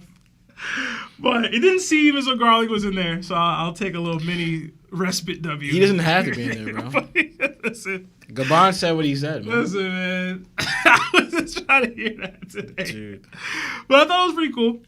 It also, the confirmation that Gabon's using Conqueror's Haki is dope. I think a lot of people jump to this means Sanji's going to get Conqueror's Haki. I'm one of those people. I've been one of those people for a while. This is like the most confident I've been in it, personally. I don't know if you guys agree or not, but to me, if I got Gabon actively talking about Conqueror's Haki like this, and this is how you defeat them, and this is what you need to utilize, and in the current timeline, we're going to have Sanji trying to fight some Holy Knights, it's very likely that he's going to unlock Conqueror's Haki. Whether I like this as a development or how it's come about is a different conversation, but I just think that is the case. And then overall, I know that I've talked about Harold as far as how strong he is, and even with the Covenant buffs, like how strong that person is.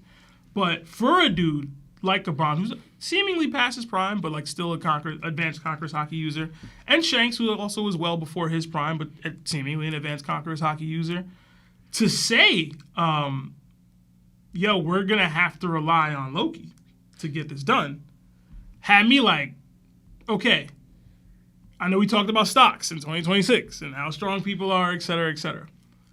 How strong is Loki, bruh? If that's how Gabon is viewing this. And I know he already got this is how the Covenant works and you're going to be undying and immortal. But he already knows that technically, if you keep using and attacking with Conqueror's Haki, you can bypass this. He is like, yo, we're probably going to have to lean on Loki. Already. Mm-hmm. So, I don't know. I was excited for that. I was really, really hyped for that. I have high Loki stocks. I've always had ever since Luffy sensed him. I've been like, yo, this dude's going to be a super top tier. And I'm really curious as to what the Shanks and Loki situation becomes later. Because it's told us that Shanks beat this dude and captured him. So I'll get more into that a little bit later. But I really did enjoy this part of the chapter. So I'll stop there. Yeah. I'll save my deeper thoughts on Loki and Ragnir for later. Okay. But I have to say this. Loki's observation Haki has been insane this entire story. And now, out of nowhere, he can't even sense that no one is throwing Ragnir at him because no one's there. I thought it was just so stupid. I was in complete shock. What? He not focused, man. You know you gotta be locked in. Fully for focused, observation man. Hockey, you know? Tell DJ Clue to holla at me, man. That's only for observation Haki. But that's what he was talking about. No. Oh, no, you're right. I was in complete shock when Gabon revealed that the Roger Pirates clashed with the Holy Knights multiple times. And not once were they able to get Shanks back. I also found it hilarious that they discovered this baby in a treasure chest and decided to keep him permanently. So if you support the Roger Pirates, just remember, you also support child trafficking. Okay. That's not trafficking. That's not trafficking. That's adoption at worst. At worst. But it was crazy to me. I guess it's child endangerment. They find his baby in a chest, and then they find out, oh, it's one of the knights. Give us our baby back. Nah. That's ours now. We good. Y'all good. Y'all not deserving. I can't have this baby. I just bought this baby straight cash. Another detail that stood out is that the Holy Knights must have caught up to the Roger Pirates several times while Shanks was still a toddler since he has no memory of these encounters. That would place these events before he turned 9 when he officially became Roger's apprentice alongside Buggy, which is very interesting. So that means something else I noticed may have just confirmed when St. Garland became the commander of the Holy Knights. It appears to be right after God Valley, specifically for discovering it wiping out a large number of Davy family members who were being sought after and being credited with officially assassinating Rocks. So when you really break it down, his promotion is kind of wild. He stumbles onto an island he knew nothing about, gets absolutely washed after luring the Rocks pirates, loses one of his kids, then finishes off Rocks only after he's already immobile. After getting promoted, he realizes his son is still missing and orders the Holy Knights to retrieve Shanks, only for them to get beaten back like they were Team Rocket. Eventually, he just gives up. At some point, he just does. Yeah. He gives up. There's nothing he or the Holy Knights can do. It makes him look incredibly bad. But I'll get more into that later in the chapter. Or it just makes Roger and them like that, you know? Roger upscale. I'm waiting for Roger Sebastian. upscale. I'm waiting for Sebastian to fully admit it, yo. Yo, it's going to happen, but we'll get to it. Oh, Anyway, Gibbon also said something very interesting. He admitted he was surprised to see that the Holy Land had an actual combat force, assuming all celestial dragons were weaklings. And I sat there thinking, bro, you know what the One Piece is. You know the true history of the world. You should know this already, regardless of how much time has passed since the Void Century.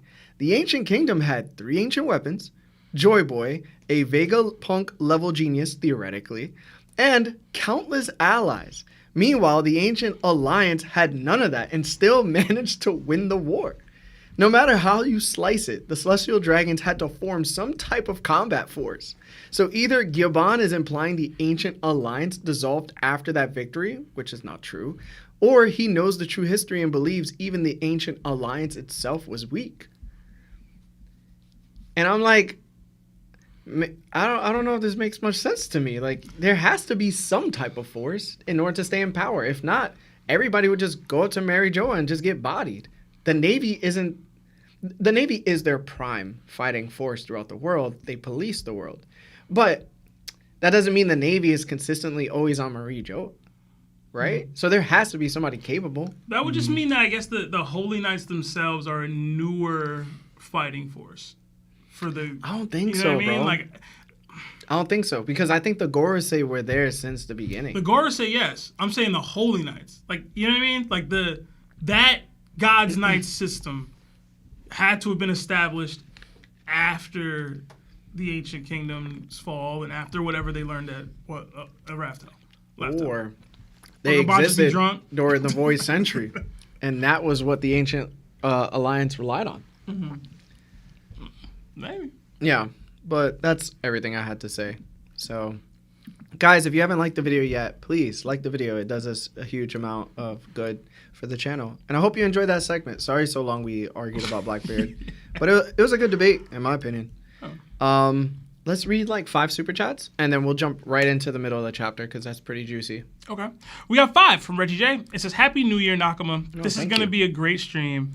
With the Birdman and me. Thank you, Reggie. We got another 2 from Big Meatball. What do you guys want Mihawk does fear to be? Dopest feat to be, I think is what it meant to say. I've theorized that the Marines will put together a cross-guild task force and then Mihawk will take out Fujitora and S-Hawk.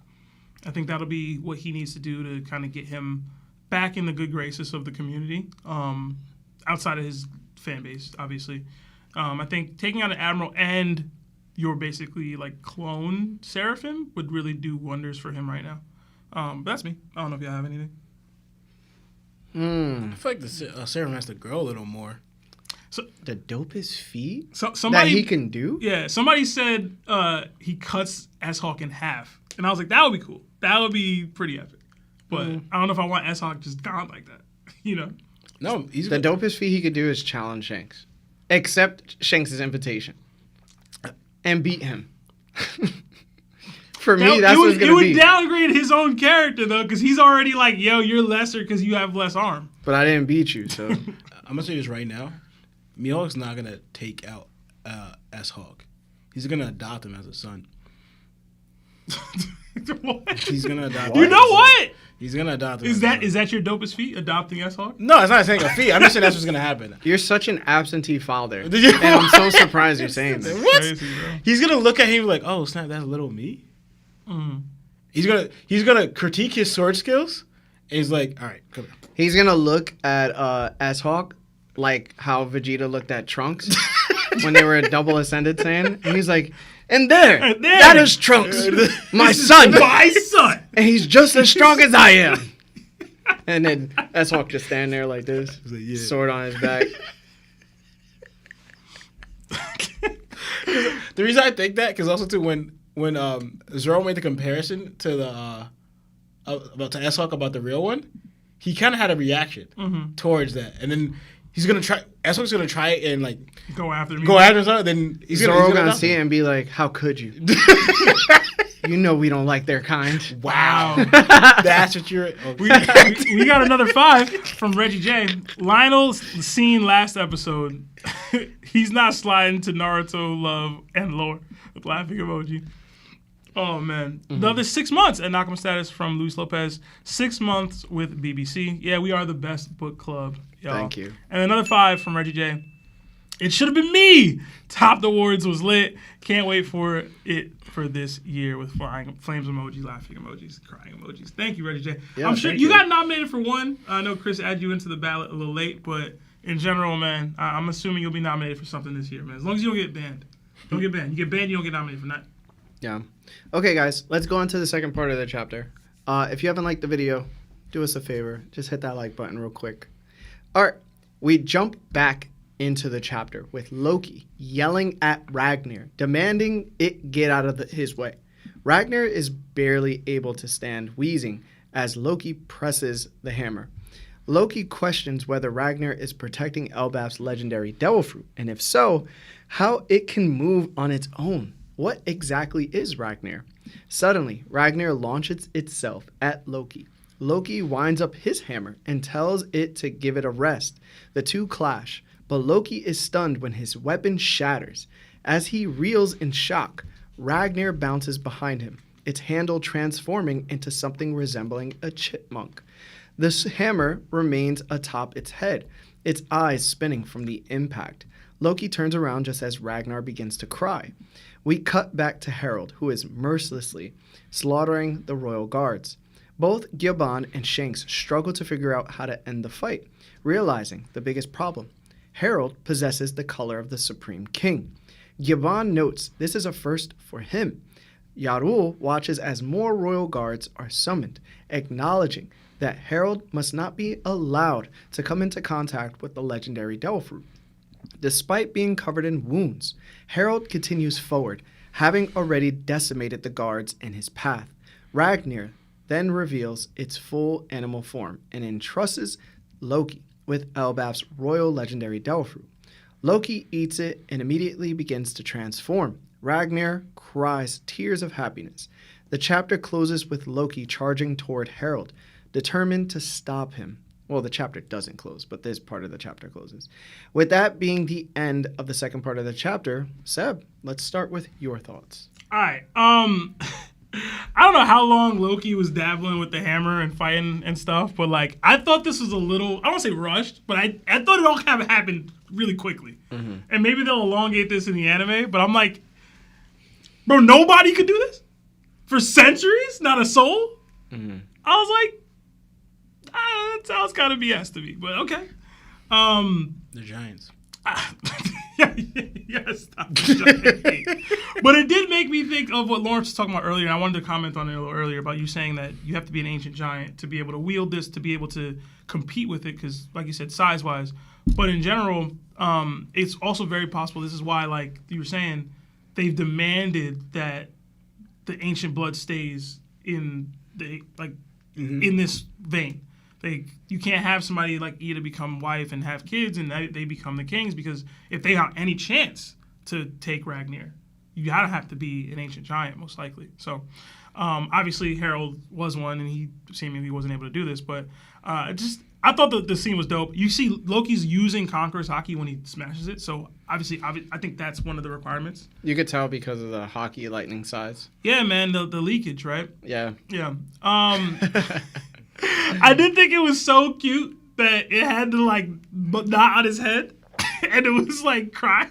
I was like, bro. It's like a pompadour. Yeah. Bruh. Pompadour. The cool bar haircut. Yeah.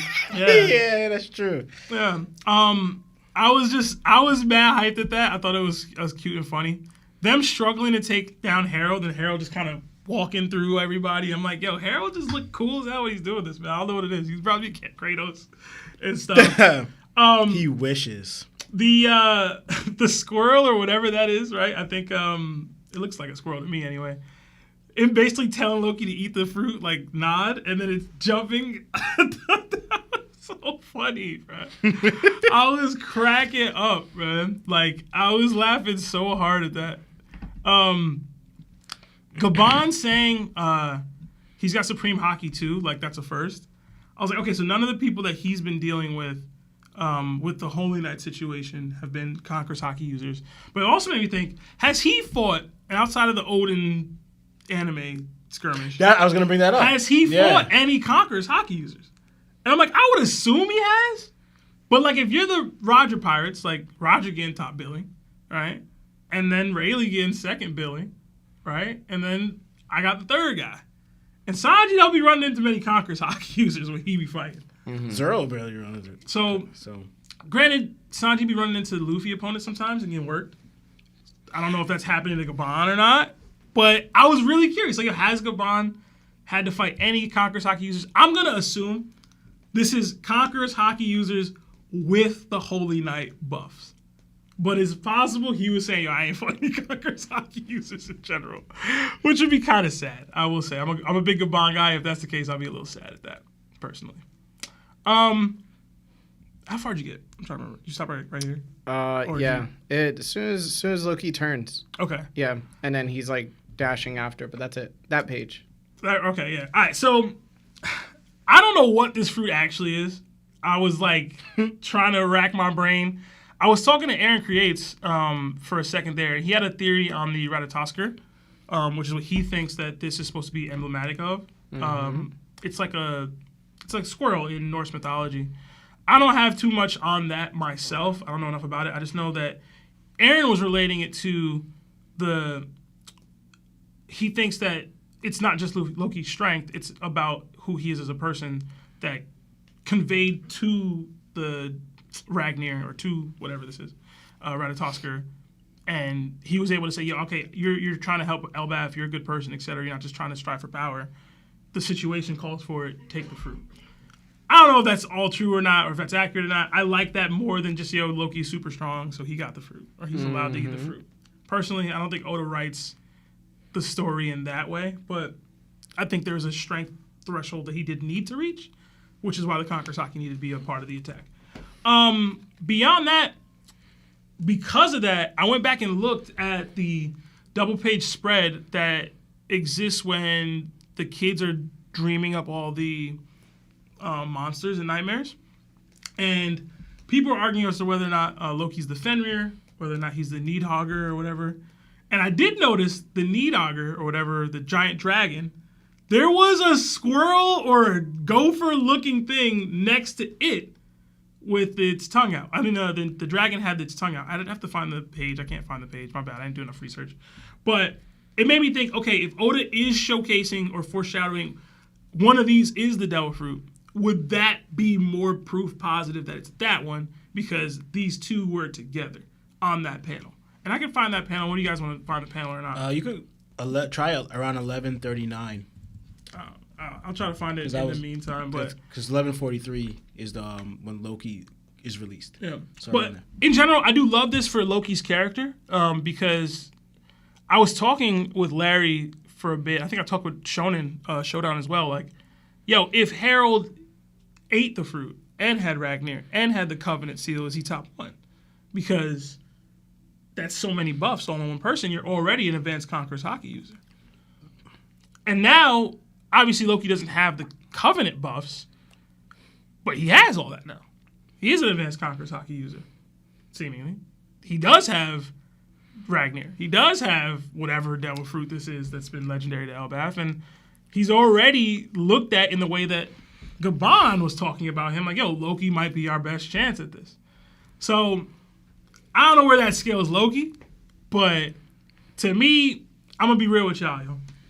If there was ever any hope that this man was joining the crew, it ended. It ended the second he ate his Dover. Because he's way too strong, to me, to join the crew. He's already way too big. Like, unless he gets shorter or whatever, he's way too strong to join the crew, in my opinion. And I'm sorry if that hurts some of y'all's feelings or whatever, but is Zoro being his dude? You know what I'm saying? Because Zoro got to be number 2. And I don't see that right now. And obviously we'll get to that further in the chapter, but I don't know. There's too much going on for Loki. And I do think, I was going to say this for later, but ultimately I think his path is going down towards more of the Yamato road, where each of these major kingdoms and places and islands need to have some elite guardian protection so that they don't get overtaken. And he has to be all this to be that for Elbaf right now. The same way Yamato had to be that for Wano.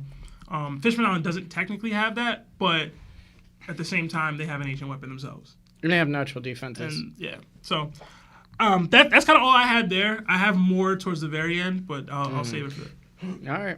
Law? Okay. Right. So yeah, Loki scuffling with his hammer was funny to me because it's just like you said, they're both out of breath wheezing right here, so like they're having their battle. And you saw the other panel a few back where it's like chasing Loki, just spinning around, like cracking the floor, chasing him, right? Then Loki gets tired of it and smashes it. This said a lot to me. I kind of wanted to save a little bit more to the end of it, but the fact that he used a Conqueror's Haki attack and it still broke his hammer leads to me to another discussion I was talking about when I said the other time where someone used fused Haki into their sword and it broke on someone's back, right? But now we're seeing it with Conqueror's Haki, right? But I'll get into more later on. That's just interesting to me. But yeah, so the fact that it broke, and then we see it turns out into being a squirrel. So now I know we talked. Larry mostly talked about this too. Like, not sure if it's going to be. What is Ragnir? Is it a squirrel that ate the Ragnir fruit, or what? Like, what exactly are you? You know, but we just know that through this, it gained Loki gained Ragnar's approval, right? To me, the only thing else for you talking about like strength wise, to me, I think strength plays a big part of it because like part of your worthy or whatever. But the only thing is that I could add maybe a little more is that apparently through people's like their own will. And maybe even their conquerors, you could kind of sense something from them, right? And this is actually before we got this before. Go ahead. No, we got this before, because for example, we know how Rox is a conqueror, and he's being down reversed, and we see that Roger and Garp are sensing his emotion. Okay, all right. We see that Roger and Garp are sensing feelings and emotions or whatever from Rox, right? And I'm thinking it's through his will or his Conqueror's Haki or something, right? But that's actually not the first time we got something like that, right? Luffy actually alludes to it in his discussion with Ray about future opponents. And then Ray thought it was the most weird and interesting response, right? What they're like or whatever. Yeah, what they're like. It depends on like kind of like the inner whatever, what they're like or whatever. And then Ray's just like, why? And they said like, interesting. Why would that matter, right? But the reason I bring it up is because this is what Luffy sensed with Dogtooth, right? That he wasn't necessarily a bad guy. It was more like he was duty bound to his family, his mother, and whatever, right? So that's why Luffy thought he could get away with like I gotta go back to the conversation, but you gotta go back to it then. But Luffy's talking about intuitive sensing people's nature, their personality, and stuff like that, their will through the fight or through their will, like their Conqueror's Haki or whatever, in battle, right? So now I wonder if this, because animals kind of seem to be linked to Conqueror's Haki or being able to control or sense something, right? We've seen Conqueror's Haki even control or stop animals, right? So I wonder if this is like a sort of effect where through, like you said, it's not just through Loki's strength, even though it plays a big part. Through this attack it got hit by, it sensed Loki's in a way inner nature or intent. whatever, right? Even though Loki portrays himself this way, we see him for how his ending is that he wasn't this crazed, power-hungry dude that took out his dad because he wanted power. In fact, but we'll go into that later. We'll show the true nature of Loki, what he really is, you know? So the animal could have sensed it, like, oh, he's actually worthy of eating it.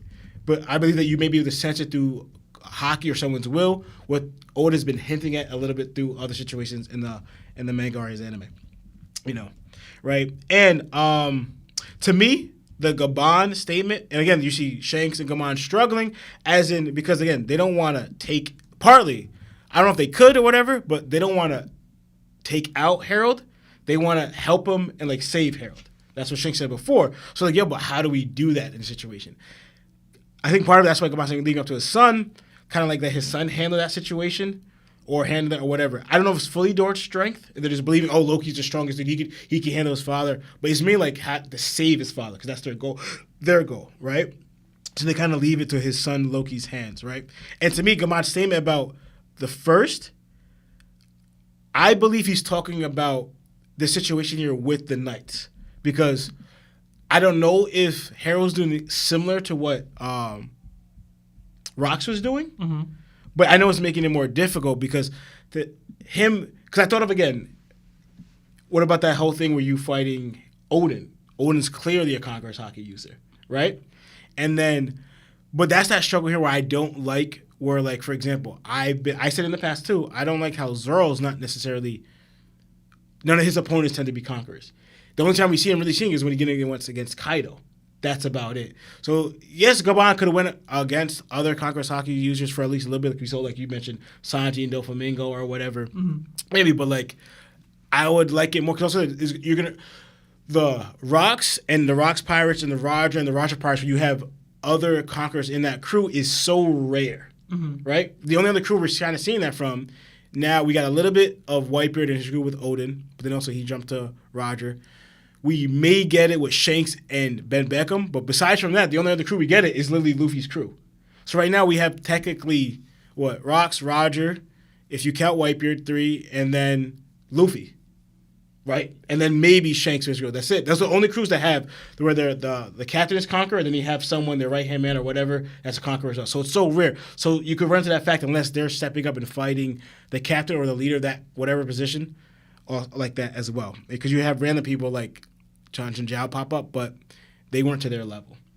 You know, so, but I think he's just talking about Holy Knights because for what we've seen, only the Gorosei have the Conqueror's ability, but not really Knights have it. Garland expected to have it, but I don't think Garland has it from what I've seen. Now it goes into like, all right, he's a knight. I mean, he's a Gorosei member now. Is he inheriting it from you, or is it where is he going to get this? You know, like where is it coming from then? Because now that question, if he showed me that before, now that leads me down to like the Gorosei's Conqueror's Haki. Are these 5 members that serve Imu and they're all Conquerors, or is Imu, like Larry talked about, is able to like somehow not really control Haki, but he's able to give people Conquerors through this certain covenant now? Like, I don't know now. Like, but Garling, I guess we'll find out if Oda reveals it to it, the state of like Garling, if he's a Conqueror and now he's a Gorosei member, is he going to be a Conqueror now, or he always was? What's going on with that situation? Because they all seem to be Conquerors users, the Gorosei members, and have tremendous Haki, right? But whose ability or whose power is it really? I like to believe it's theirs, but we're seeing it's tricky now. Well, if we go with the key attitude with the Heralds, this is all Herald's power. You know, it's just his. We didn't get that far yet, but we're seeing that. And yeah, because so I'll have for now until we get later on. All right. Guys, if you haven't liked the video yet, please like the video. We'd like to hit over 1,000 likes. So for me, I'm not sure if this moment is meant to downscale Loki, but it's worth noting that he's the first character in the series shown infusing a weapon with Conqueror's Haki only for that weapon to break against something that seemingly doesn't have Conqueror's Haki too. The situation with Law, the breaking of the back, I don't remember that too much, so if I'm wrong, correct me. But it's crazy because only for that weapon to... It just feels strange on the surface. However, if we give the scene the benefit of the doubt, especially considering this is the strongest Haki group in the series, There may be an explanation as to why Loki's hammer broke, even though it was infused with Conqueror's Haki. I believe Ragnir was gifted to Elbaf by Wano and is forged from the same indestructible metal used by the Kozuki stonemasons of Old Wano, the material used to create the poneglyphs for Nefertari D. Lily. This would explain why Ragnir could withstand a Conqueror's Haki-infused attack. To support this theory, we know Imu and the Gorosei possess Conqueror's Haki, yet they were unable to destroy the poneglyphs. Instead, they chose to violently suppress anyone capable of reading them.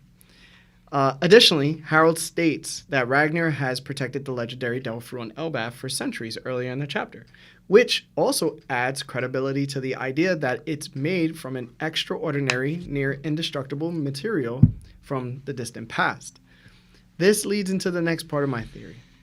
Ragnar itself. I believe Ragnar was originally a hammer, like I just said, meaning the hammer ate a devil fruit. I don't think it was an animal on Elbaf that ate a hammer fruit, because we already have clear precedents for weapons consuming devil fruits in One Piece. In Alabasta, Baroque Works member Mr. Four wielded Lasso, a gun that ate the Inu no Mi model Dachshund, I think that's how you pronounce it, turning a weapon into a living dog. Later, in Cypher Pole, Spandam wielded Funkfreet, a sword that ate the Zozo no Mi, allowing it to transform into an elephant.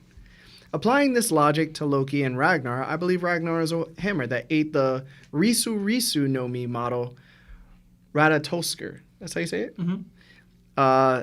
And in Norse mythology, Ratatoskr is a squirrel that runs up and down the world tree, Yggdrasil, carrying messages between the eagle perched at the top and the Dragnir Niohager, who dwells beneath its roots.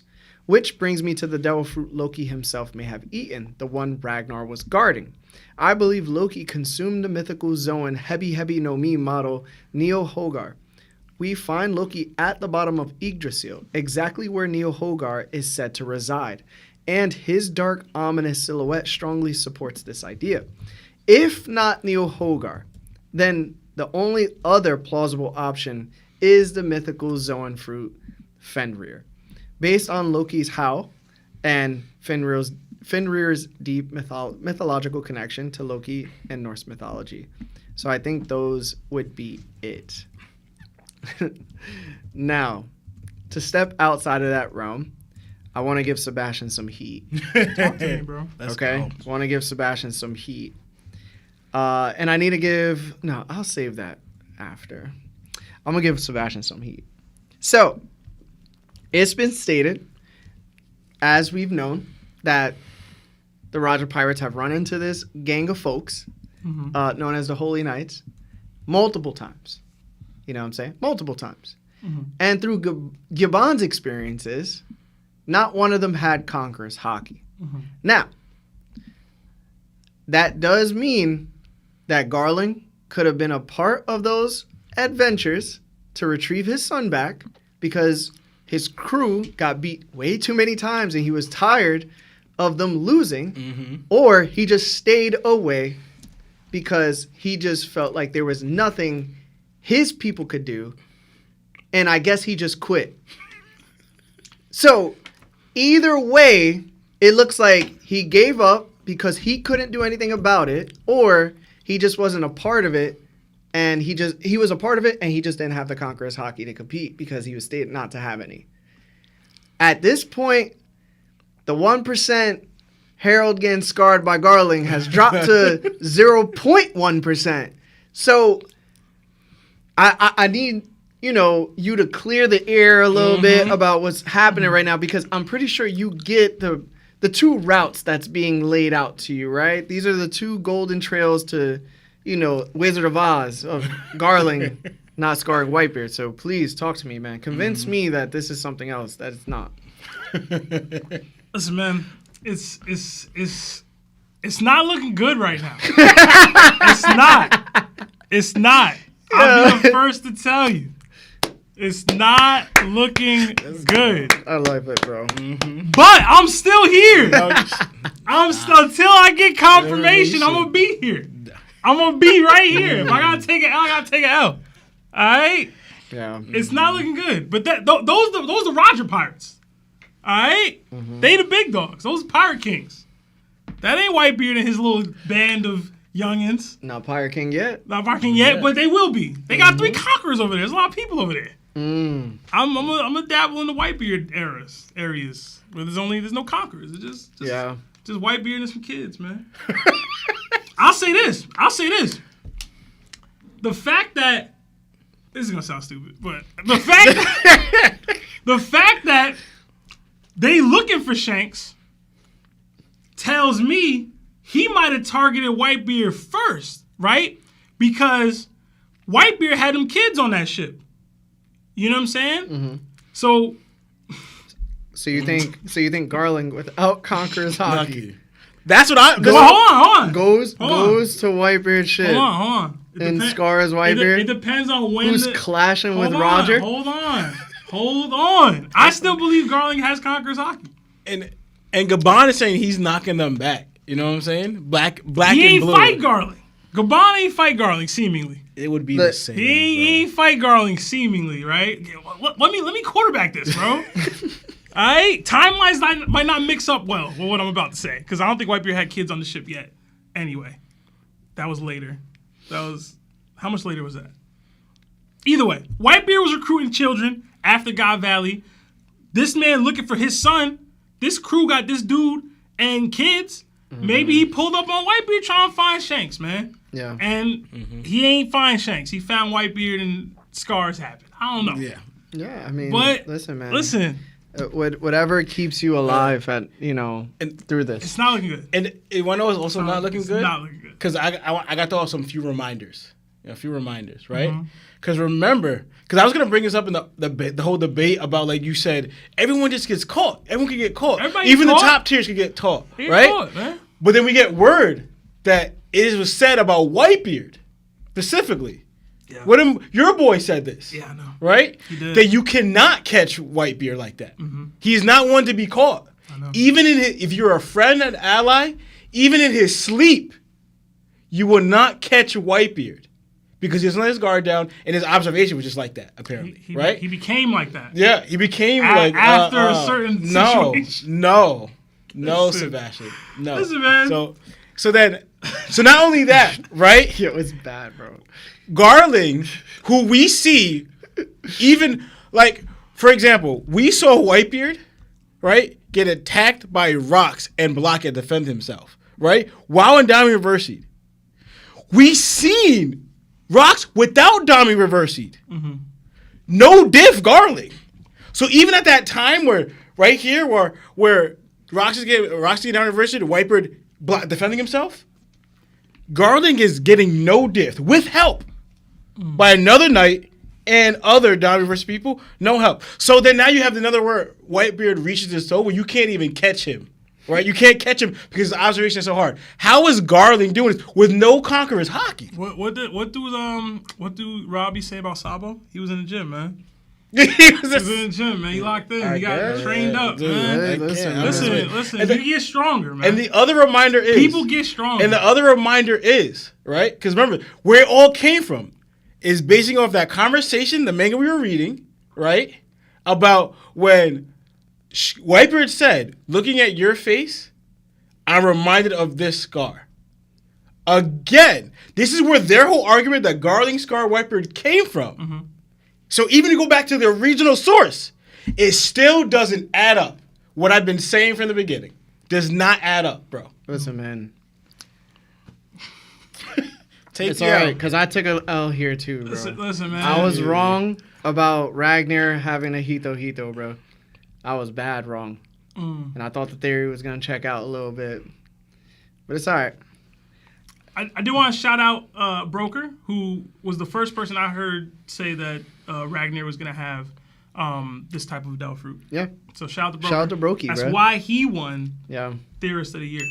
Also, I want to point out that, Yarul looks bad, bro. My man's got one shot Yo, the whole time we've been on Elbab, I'm like, all right, yo, he has something to do. He did a little something. Bro literally walked in, said, yo, why you wilding out, bro? And then got a sword thrown through his face. He stabbed Harold in the back. He did that. But, yo, what you expect him to do? This is like one of the strongest people to ever live right now. And he's buffed. I get you. I do. This dude's struggling with 8-year-old Big Mom, bro. But, like... what did you think he was going to do? Bro, it was over in, like, 2 seconds, dog. And he's just been on the ground ever since, the bro. fact that he's still alive is a feat. Yeah. Yeah. I'm going to be honest. Yeah, it is a feat. The helmet saved his life. It definitely is a feat. Put the helmet in. The only thing I wanted to mention, too, was... I don't have anything written out for this to give concise ideas, but it's the devil fruit itself. Mm-hmm. I wonder why. I don't know if this is like a artistic flaw where Oda decided to just silhouette the fruit or give it some type of transparency, but it doesn't look like we can see the fruit too well. Oh, that small little thing? Yeah, it looks like a transparent devil fruit, and I just think that that's just maybe a drawing design. I looked at that as he wanted to keep it vague as to what it could. Maybe it looks like something, and he didn't want to give it away. But I hate that. But also, it made sense to me because Loki's hands on a devil fruit. It's big. If the devil fruit isn't giant size, like you shouldn't even see it for real. Yeah, the devil fruit is really big though, because it's as big as his palm. But it's still like that's the biggest devil fruit we've ever seen. Yeah. Oh yeah. That's like a Mondo burger. How big do you think the Ragnir is? Like that Ratatoskr thing is? Oh, Ratatoskr? Yeah, like you think it's also like because it's a big animal. It's pretty big, right? Yeah, like, that's already pretty giant. Yeah, and if you look at next to the chest almost looks around it. I mean, it's opened, but around its size. Yeah. And I thought it was just funny how Loki, you see it like turn into like this squirrel with a big hammer on his head, and you have no reaction. I mean, like you look directly at it, it's just like, oh, it's a squirrel. like you have no reaction whatsoever. Yeah. But other than that, I don't have anything else to say, guys. Let's read some super chats, and then we'll get into the final part of the chapter, which is going to be super juicy as well. I think there's a lot to be had. So, yeah, guys, if you haven't liked the video, please like the video for us. All right, we got $2 from Inferno Knight. Happy New Year. Lionel already off to a bad start. 0 for 1. Have hope for my boy, bro. Another 2 from Reggie J. Boo this man, Mihawk. Boo. What? Yo, Mihawk fans were insufferable this weekend, bro. It was bad. Another 14 months at Nakama status from TOPT Throw. Need Yamato and Loki to join the Monster Quintet. They're too strong, man. Listen, wherever Shanks is right now, you always have to say, well, Mihawk didn't beat him. So that wherever Shanks is, that's where Mihawk is going to be right now. Another 5 from Luis Lopez. If you could control any animal, what animal would it be? # Mexican tax. Low punny. All right, man. Come on, bro. Where'd you even read that? So what ability would we have? No, if you could control any animal, what animal would it be? I'd probably control a dragon. I feel like that would be pretty cool. Yeah. I was thinking a lion dragon. You just making up animals? Yep. I mean, they did that in Avatar. But they was fusing animals for whatever reason. So yeah. I think that combine of animals. Bro said a bear pig. A bear. It's just a bear. It's like, what do you mean? I'm surprised Lawrence didn't say a Pegasus. I thought he was gonna say a chimera or like something wild. Something bro. Kratos' fault.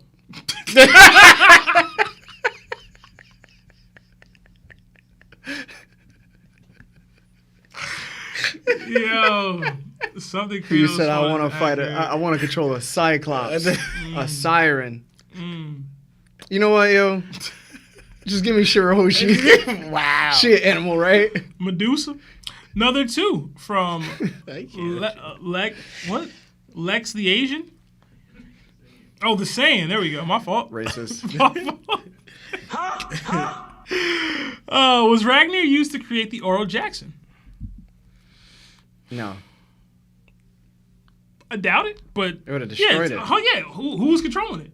Yeah. Oro Jackson is a new ship. Hey, man, you making up timelines? That shit would have burned Yeah. out. Lightning would have came down and just hit it. If Shiki almost wrecked the ship, Ragnir was wrecking the ship, bro. I'm gonna just say that. Nah, shit, it wasn't Shiki, it was a thunderstorm. If the thunderstorm almost wrecked the ship, Ragnir wrecking the ship, bro. The other two from King Peasant. Does Ragnir make the top 30? That hammer's strong. Yo, people were trolling that like, yo, Ragnir over Yoru, Ragnir over Kaido, Ragnir over... It was insane, bro. I like this so much. It was so funny. I was like... I like it a lot. Who's Loru again? Yoru? Yeah. That Mihawk is sword. Mihawk's Oh, blade, I keep bro. forgetting Yeah. that. Okay. I'm like, who? They were like, would Mihawk be worthy? They were like, if he clashed with it, would Yoru break? I was like, y'all disrespectful. Another 5 from Reggie J. I posed the same question I asked in the Discord. Who's stronger, Yonkos or Warlords overall? So why Shanks and Mihawk gap so hard to understand with a laughing emoji? The way I pose it is that the Warlords are supposed to be a Yonko crew if they were all together. Like, they were never supposed to be able to compete individually against any Yonko. But if the Warlords fought a Yonko crew, that would be their equivalent of a Yonko crew. And Mihawk would be the representation of their top fighter or a Yonko combatant. So, Yeah. it's funny to think that way, but I agree. And also, too, the difference between even the Warlords is like a big gap. Like, you have the weakest is Crocodile, and then, or Moria, and then you have Mihawk, right? But then if you look at the Yonko, they're all kind of relatively around the same strength. The Warlords aren't on, except for maybe Mihawk, but they're not on the Yonko level. Yeah. Yeah. Another 3, 50, New Zealand, from the Dragon Truck. The cream of the crop rises to the top. Hashtag, if you know, you know. Is it? Oh. You want to read it in the Macho Man Randy Savage's voice? No? All right. Another 5 from Reggie J. Broker, bro, shout out to you for calling idea help. Thanks, homie Larry. Pause with a crying and laughing emoji. Another 5 from Wade the Asian. I called it with Emu taking over... What? I called it with Emu taking over Will / Haki in November, and y'all thought Diamondversity worked different. I think I'm going to try to look for my dono. Yeah, man, if you can send a screenshot on Discord or whatever, let me know. And then another 2 from Reggie J. 400. Oh, God. Good heavens. Yeah, man. Trent went crazy. Oh, good heavens. Another 11 months of Nakama stats from Anthony Brewster. How many people will fight Emu at once in Elbaf? I don't know. I want to say just Luffy and Loki, but I'm probably wrong. All right, let's jump back into the chapter, and then we'll finish up all the super chats after that. And then we'll, if we have enough time, we'll do calls. Okay, so we jump into the final part of the chapter. Harold's body is riddled with swords as he pulls one free from a fallen royal guard he himself has slain. Looking up at Loki, he says, "So you aided Loki. Then, show me that legendary power." Harold strikes first, Loki strikes first, sending Harold flying. He takes damage as well, holes tearing through his body as the two exchange relentless, deadly blows. Loki, Kyoban, Shanks, and Harold clash again and again, nobody giving an inch.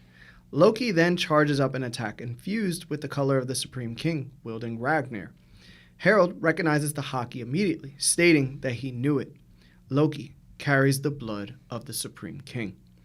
Loki asks if Harold has finally come back to his senses.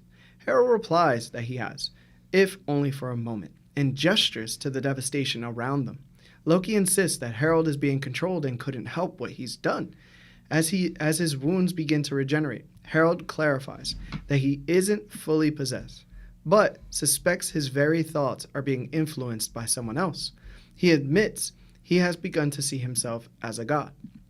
Harold tells Loki that he knows Loki will do an admirable job leading Elbaf forward, and reminds him to get along with his brother, Haruden. Gibbon and Shanks are left completely out of commission. Enraged, Loki calls Harold the scum of the earth, demanding how a father could force his son to take his life. No father should ever do that. Harold calmly adds that there is one more thing Loki forgot. He thanks Loki for what he did for Ida. Confused, Loki asks why. Harold explains that by burning her village to the ground, Loki avenged her murder, even if it could never bring her back. He then urges Loki to hurry before the control takes over again. Loki winds up Ragnir, his Conqueror's Haki surging, as he screams that he will never forgive Harold for this. Harold smiles, closes his eyes, and says, "I love you too, son." Lightning erupts from Orr's castle as Loki lands a direct, devastating blow, shattering Harold into pieces. As Harold fades into death, his final thought lingers. All that matters now is Elbaf's future. With that being the end of this, the final part of the chapter, Sebastian, let's start with your thoughts. All right.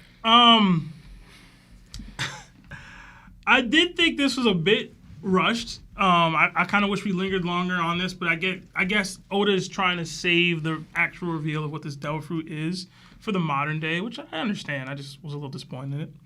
I wish he kind of got more of the choreography between Harold and Loki fighting. But, jeez.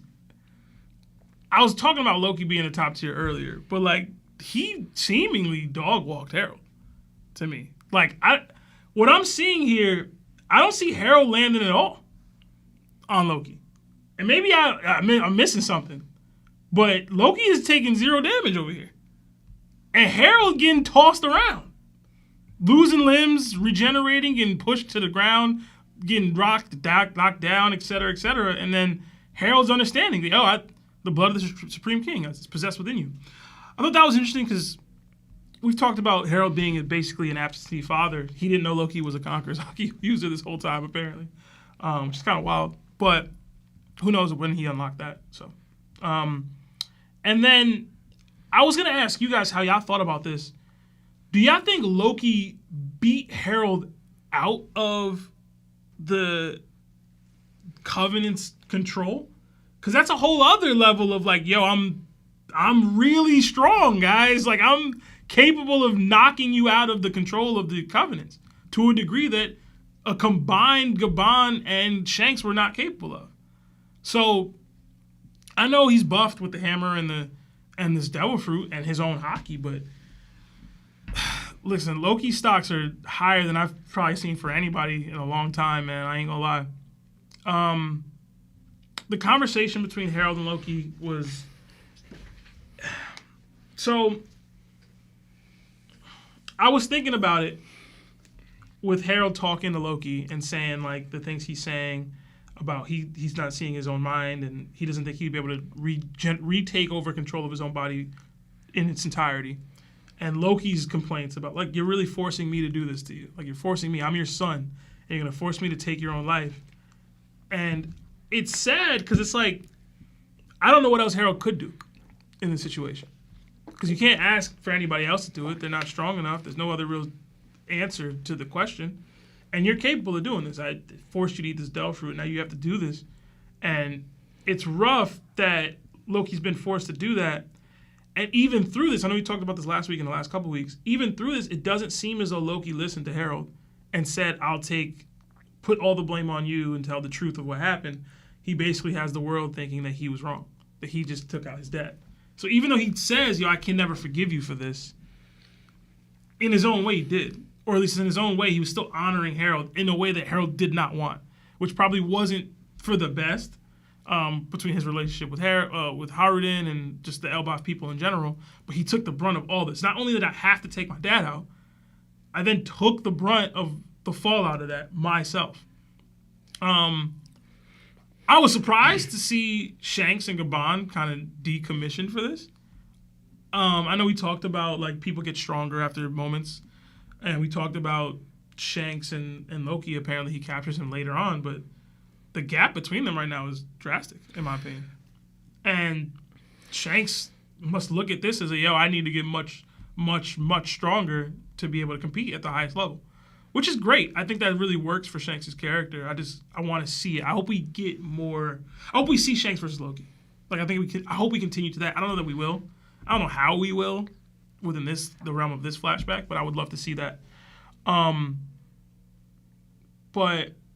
I don't know. The attack itself, we talk about Del Fruits and Haki all the time, and like this is an amalgamation of top tier Haki and a top tier Del Fruit, and I guess a top tier weapon and a top tier race being put together into one attack, and we see the results. Like this is critical mass. You know what I'm saying? Like this is that. Not really. It or at the minimum is producing the same level or higher even. I got an argument against it. You think but so? Okay. No, not really. I think Okay. everybody's looking at it too surface level. Okay. I will say Harold isn't. I mean, we don't know if it came back just beforehand, but he isn't defending with Conqueror's Haki here, most likely, right? So, in a way that Rox was. So, I don't know. But this attack looks crazy. I think at the minimum, to me, it's still comparable. If you have a way to prove that false, I'd love to hear it. But I'm wondering how many people could replicate this kind of an attack in the series, honestly. And I love that because I mentioned earlier, Loki's too strong. He's too strong to be a Nakama, guys. I'm sorry. This is a Luffy rival, and right now you wouldn't be crazy if you thought this dude was stronger than Luffy. Mm-hmm. Straight up, I'm real. It's crazy. No, he's definitely not stronger than Luffy. Hey, man. Hey, I'm I willing to have those conversations. I think you're really riding the wave. Maybe. Yeah. Maybe, bro. Not realizing like you're still in a 3-foot pool. Bro. I don't know, man. The thing is, you know what I mean? I think Loki gets stronger than this. Like this, I think he's that's fine. Beyond even this. I hope he does. So I'm like, hey, man. Granted, this attack might not even hurt Luffy for real, because I mean, it's Haki attached, but it's lightning based, so it's not a great versus Luffy scale or whatever. But to me, Luffy doesn't have too many attacks that are as powerful as this. No. So I'll stop there. I didn't have too much more, but All right. really interested in Loki right now. Loss? Yeah. So to me, no, I agree with Sebastian. Right, Harold does this attack first, right? He like charges at Loki. Show me the legendary power of the ability, and I don't know if he lands or miss or what's happening here, but it looks like he kind of. I don't know if he cut something. I'm not sure what that is. You know, Oda drew that panel like very, very vague.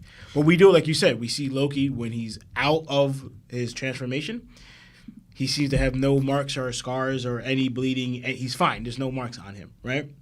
And to me, it could be a prolonged fight, but like to me, like I said, I saw him overpower Harold like very easily. To me, if you go by the end, it looks like he did it in like 2 hits. It looked like 2 hits knocked Harold out of his controlled state, like mentally. Physically, obviously, he's still there because he's regenerating, but it knocked back the control of the mind. That Harold's able to stand there now and let this happen. Because we all saw that before, even if Harold wanted to, he couldn't stop his body. Harold couldn't legit not stop his body from attacking anybody or anything, right? Like, he had to, like, tie me down here. Loki was able to knock Harold out of even that state where Harold could just stand there and not attack through being controlled by Emu's influence or whatever, right? To me, that shows how strong this ability is that Loki assumed with himself right now. That in, like, a few hits, it was able to do that much damage. And to me, that goes into what I was saying before, and that's I was alluding to where the strongness of something. To what I was saying earlier during the top 30, where physical strength still matters to a certain extent, right? Now, I still believe that, right? I believe this is kind of proof of it, right? That Haki is in the show, it is the core thing. It is the most important thing. But also to support your Haki, whenever you need physical ability. That's not just a lower tier level. Even at this grand stage, everyone's growing. They're showing a physical strength to it to support themselves in their Haki growth. So I don't believe it's just their Haki growing. I think it's their physical strength and body as well. Because you said that your body has to catch up to your ability because all the strain, even the strain that Haki puts on yourself, you have to have a strong physical body to support that Haki because the strain it has on you, and also abilities-wise, the strain it has on you. So you need all this to strength, whatever, to use all these together. It's going to make you stronger physically as well as using Haki with this physical. Because also, too, it talked about, like, we see Ragnir is this heavy, hard thing. We got Danchin Zhao's head. They called it the hardest substance on Earth or whatever. And how did Garp overpower it, right? So showing like that, it's showing this hardness and strength is a thing. Like density is a strength. When you add that to something hard and whatever. Because even Luffy's ability, he is increasing his power by what? Yes, it's Haki, but he's also inflating his size and muscles in conjunction with his Haki, giving this overpower. And then even so with his awakened ability in Nika. So to me, I'm sure that there's a physical strength that's needed to support the Haki usage as well, because your body has to be strong enough to support this Haki. Right. So the fact that Loki was able to do this to Harold as his his power, because also too, Harold even mentions to even get Ragnir, he believes that he had the strength now to possess it by being controlled by Emu, viewing himself even to this level of that he's beginning to think that he's a god. So Harold even recognized, for me to get Ragnir and that fruit, I have to be at least this level of strength, showing that strength doesn't matter, right? And then now Loki in their conversation too, right? So I'm happy that they got it in a way where Harold's able to see a little bit, because now it goes back into, remember where he was speaking about how, in a way, not exactly how he viewed Loki, but to King Neptune, how he was laughing at how crazy whatever his son is. But now you're able to tap into a different side of your son that you kind of not really sure that you knew of, right? Like, thank you that you felt this way for Ida, even though Loki borderline kind of treated her, or I say not treat her, he spoke about her kind of like harshly and aggressively and disrespectfully, right? But he's saying, no, you actually love this woman to burn down this village of the village of your real mother. And because of what her family did to this woman who presented herself as a mother to you, even though you kind of showed that you didn't fully accept her. Because I thank you for that, even though it not bring her back, but it showed like how much you actually did care and you appreciate all the stuff that she was actually doing for you. So King Harold was able to see that in Loki, right? And then they actually got this conversation. Because also, too, now again, and also, too, Loki's reluctance to even take out Harold, because we know how he views all of Elbaf, right? And also how he kind of threw away love after what happened with him and his mother. He was like, he kind of didn't have love for anybody. So you kind of treated everybody like crap because he had no love for everybody. But showing here is like he reluctant to take out his dad, that he loved his dad and his dad's real wife in Ida, that he appreciated them and kind of viewed them as his real parents, even though he never really experienced love from his real mom. Anyway, so showing a go from this side that these kind of conversations we kind of wish we got a little early on from them. It takes to the last moment of their relationship together to see that they having these conversations. Because also, too, we saw, I don't know how Loki was viewing Harold, but we got a little bit where Rox was speaking about Harold. It's like he didn't realize this of his own dad. Rox had to convince you, Loki, that Harold is this great guy. It looked like, no, you're the great guy. And Rox was like, Loki, your dad's a great guy too. Like, kind of like we never got to. So I never understood how he looked, but now he's showing a reluctance to actually take out Harold. They're showing that maybe he accepted or started to believe what Rox was telling him. My dad is this person, but he made a mistake and he's being controlled now. So we actually got that finally from their relationship here. Wish we got more of it, but I guess Harold wasn't there, you know. And he even got to finally, we're trying to get to say, "I love you, son," from that. So now the words he never heard from his mother, and we're not even sure if this is the first. I'm pretty sure it's the first time we got it from Harold saying it to Loki. But he finally got that, "I love you." I don't know if he said it. He said, "Take care of each other" to Harold and Hadruden, you know? I mean, to Loki and Hadruden. But I don't know if he actually said these words. But it's probably, it took him having to this thing where you're saying this when I have to take you out. Yeah. Like, I have to end your life. So showing that the trauma that Loki had to deal with now, you finally got the love for one of your parents. And it was now, instead of your mother trying to take you out, you're taking out your father.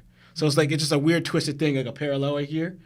You didn't get the love, the one love you wanted for your mom, she tried to take you out, you didn't get, but now you love your father, you're getting that love from your father, but you're taking him out through a different situation, right? And this attack here is absolutely crazy. It looks dope to me. Like, you know the panels where like Oda captured drawing? Oda went in on his drawing here, just the visual, it looks incredible, right? The power and the lightning bolt that came down in after, because if you go back to when he banged that tree, the lightning came afterwards. This is coming at the moment of contact with his attack. So I thought that was very interesting about Loki's attack here. I wonder why there's a difference there, why it's a lightning strike afterwards versus during the attack right here. And this coming. So now I believe too is that, like I said before, since Loki was able to knock Harold out of that control where Harold's absolutely staying there, I'm not going to say how much Harold, in a sense, was weakened from that, but it left him vulnerable to get taken out this way. So it's all like, again, it's not like they fought and while Harold's blocking at his strongest, it's like also because we'll know Harold probably could be fighting back too a little bit because there's a chance now. It's a chance for Harold who wants to get taken out. So there's a chance now. All right, maybe he's holding back as much as he could, whatever, at this moment. But he's telling Loki, hurry up before I lose control again, to have this attack take me out for good. If it's going to take him out, I don't know if Harold's going to be completely obliterated from this attack, like as in not going to be able to speak or whatever, because we know it's different from Diamond University. But we do know it's looking like this is the final ending of Harold. And the attack, and this attack described, and to me, it's like saying how strong Loki is with that ability, and this when you carry with the fruit. Like again, how Shanks eventually takes this person out after Loki has was it 6 years with this thing? He has time to grow with this ability, and whatever. And then also using his conquerors, that Shanks takes him out. And I don't think, I know you guys said that they were defeated or whatever. It looks like it more like Shanks is sitting down and mourning Harold's death to me. I don't believe it would look like Gabon and them got taken out because it's not them two that's laying down. It's Shanks sitting down more like mourning. Part of the reason why I also said that, and I didn't want to cut into your time too much, but I'm almost done. If they could have been stopping Harold from stabbing through guards, they probably would have been, right? Like, I don't think Shanks is like, man. Like, you know what I'm saying? Like if this is what's happening before Loki gets there, it means that Shanks and Gabon are no longer stopping Harold from stabbing people. You get me? No, I get that. That's how I read it. I do that because even earlier on, while they are attacking his leg, because they took out a leg off. I mean, the shin part off Harold, and Harold's still fighting with one shin. While that's happening, he's still taking out soldiers. So it kind of looks like there's a collective fight with all of them. Fair. And they're fighting, still trying, even though they should just stand back, and it's like Gabon and Shanks kind of taking over, but they're warriors. So they're trying to, and they're just getting taken out, and the last people standing is Gabon and Shanks. But besides from that, I'm done with my turn. Larry. All right, so to combat everything you guys are saying in a healthy way, we see Harold, he has had the same type of mindset, where the mindset is being influenced by somebody else who is Emu, and he's very direct, he's very forthcoming, he's very aggressive too, right? He's literally taking a sword out of a man that was his royal guard because he just murked him, and he looks at Loki and he says, so you ate it, Loki. Then show me that legendary devil fruit while he's slicing up other people. So once Loki joins the fight, and please, everybody, please keep an open mind. I know how combative you could be with this. When he starts fighting Loki, if you notice, as soon as he gets hit, the arm that has the brand is gone. It's gone. So what happens? He doesn't get a shot on Loki for the rest of the fight, which means once Loki starts charging up his Color of the Supreme King into his hammer, that's the only time Loki ever used Conqueror's Haki during his fight with his father. That's why Harold standing there. He's not attacking, right? Because he's gained control.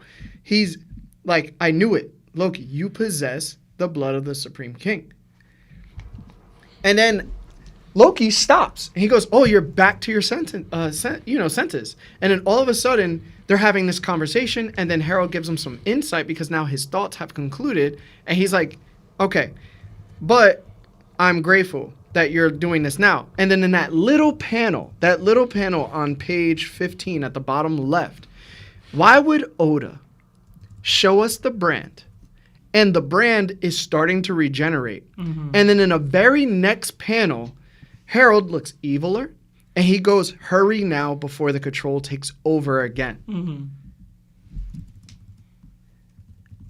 I mean, yeah, listen, I didn't peep that.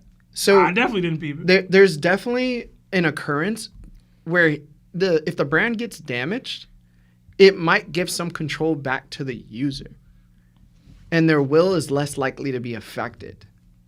Okay? And I know a lot of people are going to disagree because you're very much on the Loki upscale wave, and I don't blame you. This is what Oda's goal is supposed to do. But I don't think Oda would directly show us something so consecutive and have that type of meaning. Because Loki should be struggling, but he's not. And he's not using Conqueror's Haki. except for one time. And he was about to use it until Harold pointed it out that he has it. Mm-hmm. Now, I know a lot of people are not going to like this either. And that's okay. I've said this before and nobody's liked it. But Harold is not using Conqueror's Haki the same way he was using against Rocks. He just isn't. He hasn't used it one time. Advanced Conqueror's coding is the addition of outward emission of armament, and then it's infused with Conqueror's Haki, creating a space for people to just hit you without touching you. This happens all the time. And the fact is, we don't see that at all throughout the entire fight, and that's why. And it's because of the theory I've mentioned before. I don't think when your will is being affected by Emu, you're allowed to utilize your Haki in the correct way. And this is why he's getting landed on by Shanks and by Gibbon, where we know Rocks is much stronger than both of them. Because he was capable of competing with Harold at that level. And Harold never let his leg get cut off. They would clash. So, this is the thing, right? Gibbon does mention that he does have Conqueror's Haki, so it makes it very hard to bring him out of this. Okay. But that was also said with Garp and Roger against Rocks, right? But it's the same thing I mentioned before. His Haki is probably just leaking out the same way Rox's was. But it's not being able to be utilized in order to fully protect himself by attacking back. Mm-hmm. So his strongest defense is sometimes his offense. And if he's not capable of using his offense, his defense is usually weaker. So you're basically just trying to overcome this person and their basic Conqueror's Haki that's leaking out. So this is why Loki's able to land such a shot on him, because now, since the brand hasn't fully recovered, he took off his Conqueror's Haki. It's no longer leaking. So Loki just lands the shot on him and takes him out easily. It's like getting blind hit in football when you're running a close route and you don't see the person. You know what I'm saying? So, and I don't want to interrupt you too much, but quick.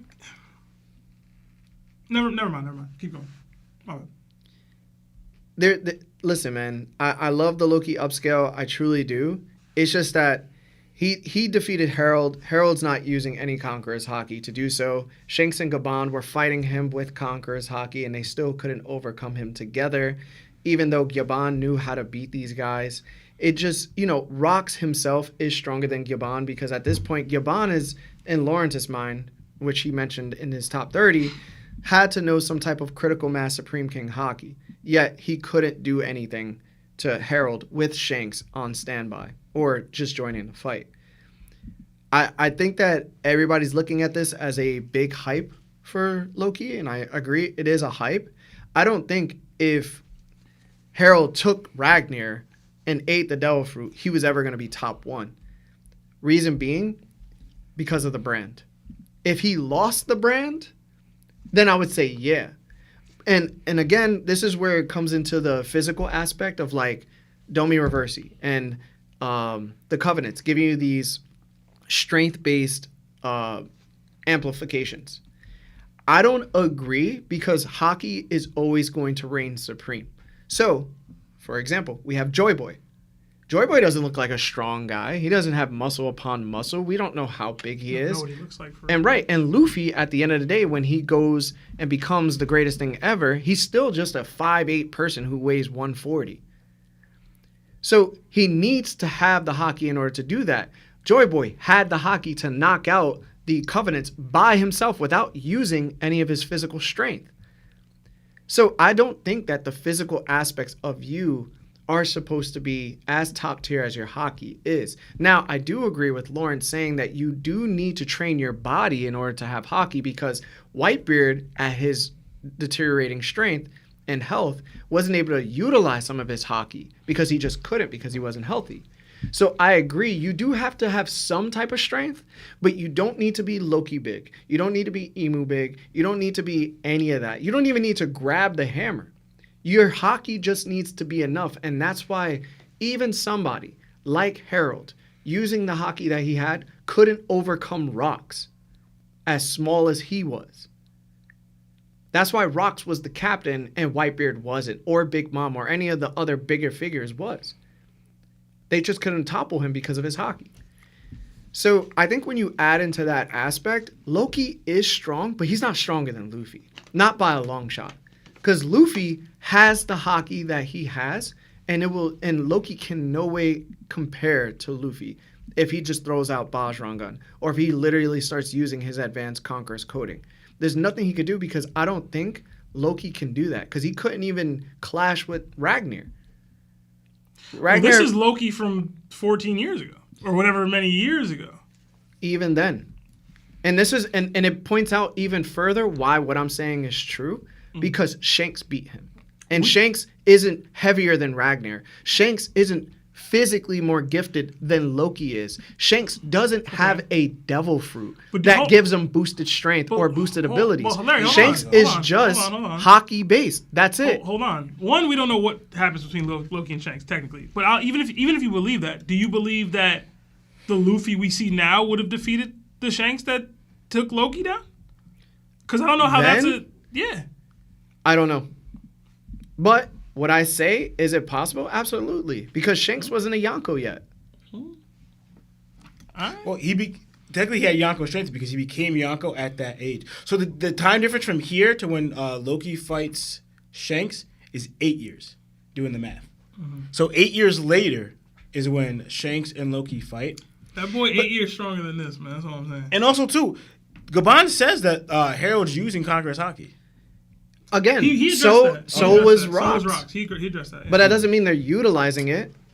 Yeah, like we don't see any Conqueror's Haki coming from like Harold when he's attacking anybody. Like there's no leakage. Harold is essentially a punching bag right now that could just regenerate. Mm-hmm. And Haki is leaking out of him. That's it. Mm-hmm. But you can't tell me in a fair fight that like if he's not using the moves that we know he has, then he's not beating, Loki's not beating him straight up. I have a secondary question for you, because obviously Shanks loses the arm. He no longer has covenants, and he can't be summoned. I was going to bring that. Because this is a deeper covenant that Harold's in, do you think it was possible for him to just cut the arm off the way Shanks did? Or do you think he would automatically regenerate no matter what? Like, is there a way to come back from this? From Harold's? From Harold's covenant. Even if you cut the arm, he's just going to regenerate. That's what I'm saying, because technically the arm isn't cut off. Like, he damages it, right? But the arm isn't off. I think it's not gone. I think you have to be in the water. Okay. I think that's the ultimate nullifier, because if Emu's power is devil fruit based. Because I guess the reason why I asked is because based on what you're saying, if you think Haki is ultimately the what you need, shouldn't Haki, an ability that's based off somebody's will, if my will is to prevent this thing, should that not be implemented? Like, you know what I'm saying? I think brands are different compared to Domi Reversi. But why? Not even Domi Reversi. I just mean in general. If Haki is to counter things, and my will is to make sure that you're no longer possessed by this thing, or controlled or manipulated by this thing, and I have Joy Boy level Haki, I should be able to hit you on that arm and remove that. Period. It depends on the brand. I think the brand is very, very intimate, and it's different from Domi Reversi. I think with Domi Reversi, it's completely possible because you're not, you're being turned, like immediately turned, and there's no agreement between you and Emu. Essentially, Emu is saying your body in total is mine, where Domi Reversi is saying your body is yours, but I'm just influencing you to be your darkest person, and you have no control. You're just going to rampage. This is not being rampaging. This is literally me saying, this dude is effectively controlling me and controlling every thought I have, but it's also my thoughts. It's very, very different.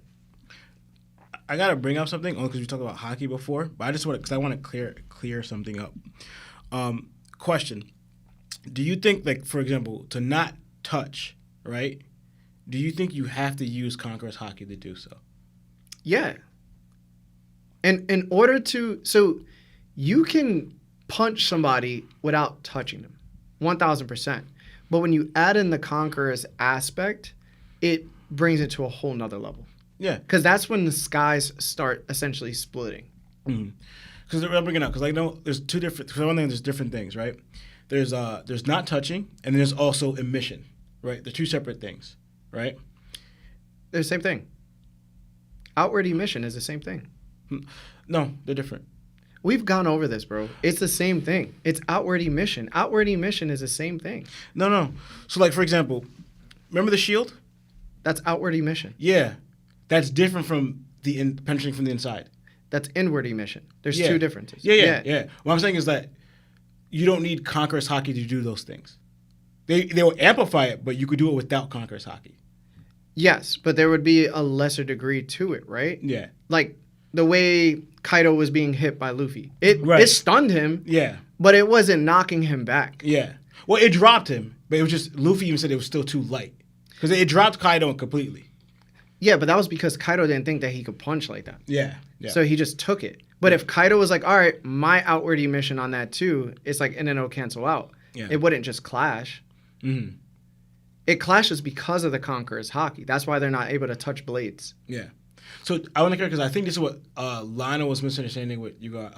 The misunderstanding here is because Lionel thought you were saying that you guys need Conqueror's Haki to do that, and Lionel was trying to say no, you could do both without Conqueror's Haki because Luffy did both without Conqueror's Haki. In the text thread? Like, which moment are you talking about? No, when Lionel's talking about Haki and the emissions, everything, he's also talking about the leakage. It's all tied to because I'm trying to saying that you could do these things with or without Conqueror's Haki. Conqueror's Haki makes it stronger and more amplified, right? But you could do like a lot of different Haki things without Conqueror's in it. But the leakage is Conqueror's Haki, trying to say.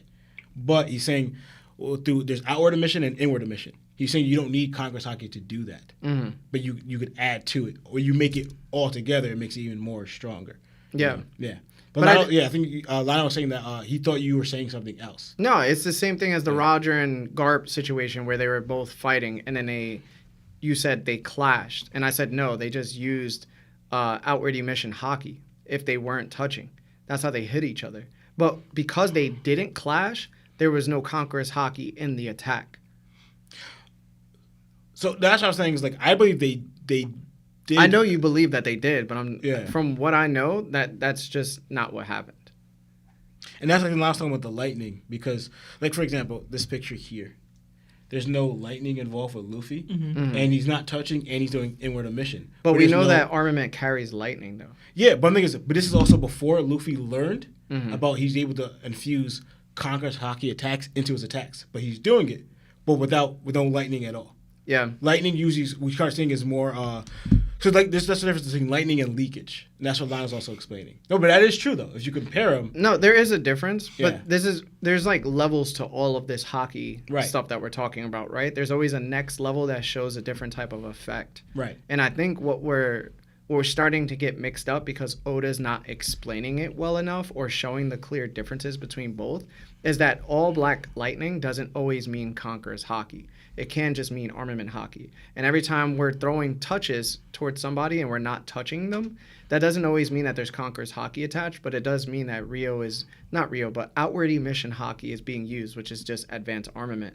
So I think that in certain cases, it's going to be hard to realize what's being used, and we should just go off the evidence of people precedent towards those showings. That way we could determine what's what. So if I know that two Conqueror's Haki users are going to be clashing with each other, it's usually because they're using Conqueror's Haki, because they're not going to just use regular Rio unless they're just like kind of like friends. You know what I'm saying? Like, that's how I think about it now. And like, if the sky's not splitting too, that's a clear indicator that Conqueror's Haki is not being used. So it just might sometimes just be Rio versus Rio. I gotta stop saying Rio. Outward emission versus outward emission. But not every single time Conqueror's Haki clash is going to split the sky, though. Not every time, but then again, there are levels, right? Yeah. Like, for example, Don Chinjiao and Luffy clash. No, even though they were using Conqueror's Haki, the stadium showed it was being used. It just wasn't to the point where the sky could have split. Yeah, same with Dofi and Luffy. Yeah, exactly. But when we seen the sky split, we saw it with Shanks and Whitebeard. We saw it with Big Mom and Kaido. We saw it with Luffy and Kaido. And we saw it with Joy Boy's Haki by himself, or like even Luffy's Haki by itself. But that was always Conqueror's Haki based. So there are differences in it, right? Yeah. It's just, what level are we using right now? Yeah. And like even Jinbei, Who's Who, Black Haki Lightning came out, Yeah. right? We know that's armament though. He ain't got Conquerors. Exactly. And that's why I guess I'm trying to say there's a difference. Depends on who you ask. There's people out here. Jinbei is. I can't say Jinbei's a conqueror. The thing is, I truly believe Harold right now, he's just not fighting at his best capabilities. He ain't fighting back at all at this point. Yeah, he's just not. I think Loki got pretty much a dub, and it was way too easy because of what was happening. I think he did get stronger after 6 years, though, for sure. Like, he definitely got stronger. 8 years. Oh, 8 years, my bad. But I don't think that we should be putting him in regards over Harold just yet. Because if so, then you got to be like, well, he's the same strength as Rocks then. And that just clearly doesn't make sense because of the fact that he's not fighting the same Harold where Harold was doing different attacks. Fair. And different Haki attacks. And he was much stronger then. I just don't see it. I think too many people are giving this Domi Reversi and Brand way too much credit, bro. Like we really have to start. Like this isn't the first. This is what I'm saying. This isn't the first time Emu has taken control over somebody and they're not using their actual Haki attacks. Sure. Like this isn't the first time, and each time they're getting beat in a way that they would never get beat if they were regular. And I mean, if you're going to accept it, you could accept it. If not, then I understand. It is what it is. But that's where I'm at right now. But it was shout out to Loki, bro. Also, Harold is terrible father. Terrible father. You know what pissed me off? Uh-huh. It pissed me off because this whole entire story has been about the betterment of Elbaf and never about his kids. Never about... sometimes it wasn't even about Elbaf. It was really just about himself. And then we get to the point where, like, he tells Loki through his moment of clarity, yo, shout out to you burning that village down and taking them out. I was like, but you about Elbaf, though. He said he appreciated his feelings towards Ida, not that you killed a bunch of people. It just shows how much of a coward he could be, bro. He literally is like, yo, I couldn't tell you to do it, even though I wanted it to happen. But like, yo, good looks on it happening, though. I appreciate it. I just have a different coward, bro. What he said there. It's just a terrible father, we bro. got like 18 minutes and like 50 super chats. My bad. Do you have more? I just wanted to say one thing. What did I want to say? Oh, yeah, Lawrence. Gabon ain't stronger than Rock. Yeah, bruh. Gabon ain't stronger than Rock. Yeah, You need to stop that right now because that was ridiculous. I hope this chapter proved it. Sebastian with his Garland thing, 1.1. Yours is 0%, dog. Just know that. That's crazy. Yeah, from this chapter, I was like, it's looking like he hasn't learned critical mass Haki, which is crazy to me because, like, what are y'all doing out here? Like, bro, people don't train their crewmates, bro. That doesn't happen. Yeah, bro. It doesn't happen. It I'll doesn't. train if I'm learning this, best believe my crew is knowing this. You're putting yourself in the shoe. Roger's not taking the time to train people. He doesn't have to train them. This is why you ruined the list. And we tried to tell you this, and you wouldn't listen. That's insane. Still love you, though. Yeah. I was reading that. That was the first thing I texted Larry when he told me he read the chat. But also, too, Oh, no. I texted the twins. I hit the twins up. I was like, yo, Seb gonna take this hard L, dog. He cooked. Oh, man. Listen, shout out to Garlic, man. Anyway. But also, too, though, remember, they weren't trying to... If their understanding of critical mass Haki... I understand that Gabon most likely is almost like a zero. He doesn't have it. But even that wouldn't be why they would use it because, remember, they left it to Loki's hand because they weren't trying to take out Harold. I see Shanks on the ground. Yeah, bro. He's not laid out. He's legit in meditation position. That's legit morning. Sitting next to Yaru. Didn't we see Shanks do the exact same thing except sitting down? But when Roger passed, that's his morning pose. He puts his hand here and he mourns. That's how he's mourning. So much for trying to save Harold. They realized they can't. He wanted gonna to let Loki just murk him. Okay. They're having a conversation 5 feet away from me, but I'm not gonna do I'm nothing. gonna tell you right now. Yo, Lawrence, come on, bro. You're coping. I'm not coping. Yeah, you're coping a little Lawrence, bit. if he was stronger than Rocks, he would have performed better in this moment. Absolutely. Hey, come on. Well, I was talking about this whole Shanks thing. That's No, I'm talking about Shanks. Larry came at you about bro. That was Gabon. crazy, You bro. mentioned Shanks. That was No, because crazy, you said bro. they're both laid out. I'm saying that Crazy, bro. Shanks and Gabon are both not laid out in it. Listen, bro. They legit left it in Loki's hands, which they legit said they were going to do. It's okay, Law. Like this, the panel says that he said he left it in Loki's hands. It's all right. Yo, Loki They're not got laid it. out. Yo, shout out to the guards getting murdered. Don't need to protect them anymore. Yeah. Loki got it. Listen. The guards be getting poked up. I told you, like the little panel, why they took out Harold's leg. Guards are still getting laid out. It's a battle and they're losing people. Gabon and his Shanks. Gabon don't hold a candle to Rocks, bro. All right? Respect yourself. It's Roger Sanji, bro. Because people looking at you different. I'm telling you right now. So Alright. if you believe that Gabon can't block any of Rock's attack, you're just wrong. That's not what we saying. You said he can't hold a candle to Rocks, so that means they can't exchange. No. You're wrong there. No. I gotta get to these super chats, bro. We got a lot, and y'all bringing up old right now. Lawrence was looking at Gabon, how Vegeta was looking at Broly. Anyway, we got 5 from Reggie J. It says, I thought Trent retired after that law slander with crying emojis. W Trent 100. P.S. Marv, you the GOAT. Thank you, Reggie. Another 2 from Reggie. W Larry Fax, put God forward and push forward. Yeah, man. Another 100 months. Well, 10 months at Knockman Status from Nimbus Jujubee. Yeah, I think Emu gonna be beaten with a big punch. 100%. It's Oda's. It's gonna be a series. It's gonna be it's big gonna be a punches. punch, bro. Another 10 months at Yonko Status from Fatty G's. Like the stream, yeah, man. Another 2 from Reggie J. Top equals goats. 2026 gonna be lit, y'all. 100. Thank you. Another 5 from Reggie J.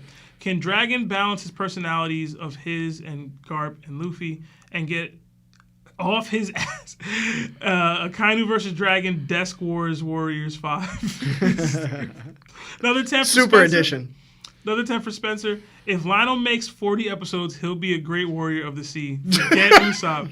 Hashtag Rob's still not paying us in 2026. Hashtag we ain't making it. We ain't never making it out of the hood.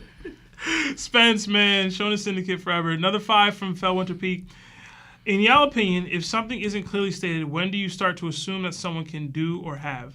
A lot of that comes down to your interpretation of the person and the scenes. Like, clearly we have differing views on guys like Blackbeard, and stuff hasn't been stated or shown. So it really just comes down to how you feel about a character and how you think their existence in the plot means. Sometimes. Also, there's some deductive reasoning in there. That's not just how we feel about it. It's like that doesn't really matter. How I feel matters. Another 5 from Reggie J. Blackbeard and Mihawk, no conquerors is a fact, bro. And L to someone who has it. Please don't use Ace. Wait, what? I was gonna use Ace, bro. Wait, what?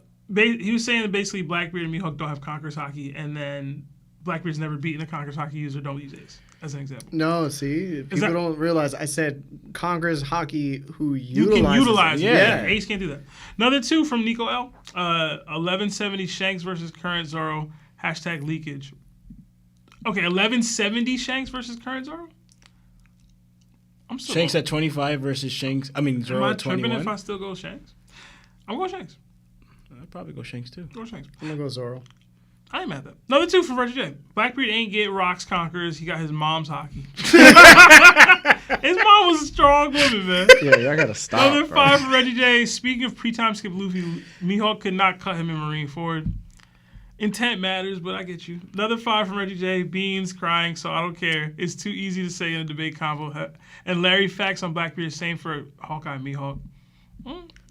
Another 5 from Reggie. Showcasing Larry talking about is facts, bro. It's consistent to the story. You got a fan, right? Larry? Reggie, another 5. It don't matter, Seb. With all Blackbeard lore and Mihawk fans, they both should know diff their ops. Side note, Beans looking fresh. Thank you, man. Slim E40. Slimmy for Ugh. Another 5. Another 6 from Don Pablo. Blackbeard ain't got Conqueror's Haki bros. As big a fraud as Mihawk. He's on the Epstein list. Oh my god. Another 5 from Jada Rude. What if we thinking too hard about Haki and Oda just sitting back like, yeah, that sounds right. Another 5 from Reggie J. Law just agreed Naruto having Conquerors with his definition. Okay. No. Another 5 from Reggie J. No. Being Shanks flashback is gonna flip people on their heads. Blackbeard okay. Another 5 from Reggie. Jesus, Reggie. They was talking about Blackbeard being a threat by passing gas. Wow. What? Another you, 2 Reggie. from Kirby. What if the squirrel dancing on the doll? What? Drums of Liberation. Dancing to the Drums of Liberation. Was it? I don't think it was. I didn't see that. Another 20 from Silly Fool. Happy New Year's, Top. Stay blessed. Hashtag don't have Trent money. Hashtag still paying my taxes. Thank you. Hashtag I'm doing my best. Hashtag White Watchers out here. Thank you. Man. Another 10 from T-Raw. When Law's crew was ground swapped, what? He says he learned from his fight with Yonko that Delphi powers cannot... Oh, gender swap. That Delphi powers cannot withstand intense Haki. He then charges up like Super Saiyan. What type of Haki y'all think he was using then? It was just. Haki. I think it was just based like armament. Armament. He like probably like coated his body in armament the same way Virgo did. Yeah. And Is it- Pika. You could use hockey in different avenues, even though it looks like others. Yeah. Yeah. I think that would be armament based though. Yeah, he's not a conqueror proven or shown, so. Another 18 months at Misery Avenue at Knock'em Status. Welcome. Another 10 from Knock Handle. It says Prime Blackbeard will be able to low diff Garp and Roger at the same time. That's the worst thing I've ever seen in my life. That's, man. Bro, Worst thing I've ever seen in my life. absolutely not. He wouldn't be able to low diff either of them at any point. Another 2 from Pastor C. Who you got, Killer or Doflamingo? Doflamingo. Another 9 New Zealand from Dragon Truck. Blackbeard's talk got me thinking, do you think Luffy is Delphi reliant? Even when he's banging out with Kaido and base, he still stretches to punch. Both. Yeah, Luffy's a mixed bag. He's I very wouldn't- balanced. Yeah, he's more balanced than I would say Delphi reliant. Yeah, there you go. Another 2 from Diamond Life. Can Top leave Blackbeard debates in 2025? We're tired of it. They trigger me, bro. My someday. fault. Someday. They trigger me. Another 5 from Reggie J. Do you think Germagene's holding Sanji's Conquerors back and why Gabon ain't pay him no minds? I think he was referring to Sanji personally in that moment, but that's me. Germagene's, No, I don't think so. I don't think so. And Gaman and Sanji had their little off-panel talk, so. we'll Yeah, I see. think German jeans can hold somebody's Conqueror's hockey back, but not Domi reversing. Yeah, I hate y'all, bro. I swear. well, we don't bro. know that Reggie aligns. Nah, bro. We don't know that. Every time I say something, people be know like, that. "Nah, I hate it," and then they say something exactly the same and be like, "Yo, this could we be don't it know though." his stance on Nah, that. Reggie, bro, you're op, bro. Yo, he was supporting you the whole stream. Nah, bro. he didn't. Nah, bro. Oh man. Coincidental hop. Another 5 from Vince Smoke Chino. Chino? I don't know. If Sanji ever forced or decided to use a weapon to compensate for not using his hands, what weapon would he use? Knives or guns? Kitchen mitts. Mitts. My mitts. Another 2 from Reggie J. Sanji is not with that timing, not PDF. All right, bro. Another 2 from Purple D Popcorn. Shanks jumped Loki with his crew and Roger's hockey nuts. Yeah, crazy. No. Roger Hockey Knot is crazy. Another 5 for Reggie J. Technically, that's his clone son, so Mihawk is a deadbeat. That's not fair. And while Larry Zoro is like us, K-Dot. Okay. You cannot call Mihawk a deadbeat. Yeah. That's Somebody wild. spawned the kid. That's wild. Another Okay. 5 from Yusuf Mohammed's. What do y'all think of the Holy Knights after this chapter? Hashtag Fraud Knights. Hashtag Larry Tex. Hashtag Law has L takes. Oh, man. They're exactly what we thought they were. Yeah, they're Yeah, not much pretty different. much, I'm struggling with my boy Garling. Another 5 months at Knock'em Status from Moish. Your Sabo versus Cat. Hashtag busted open. Hashtag top on top. I got Sabo, personally. I got Cat. Yeah. Another 6 from Don Pablo. Who was it? Sabo versus Cat.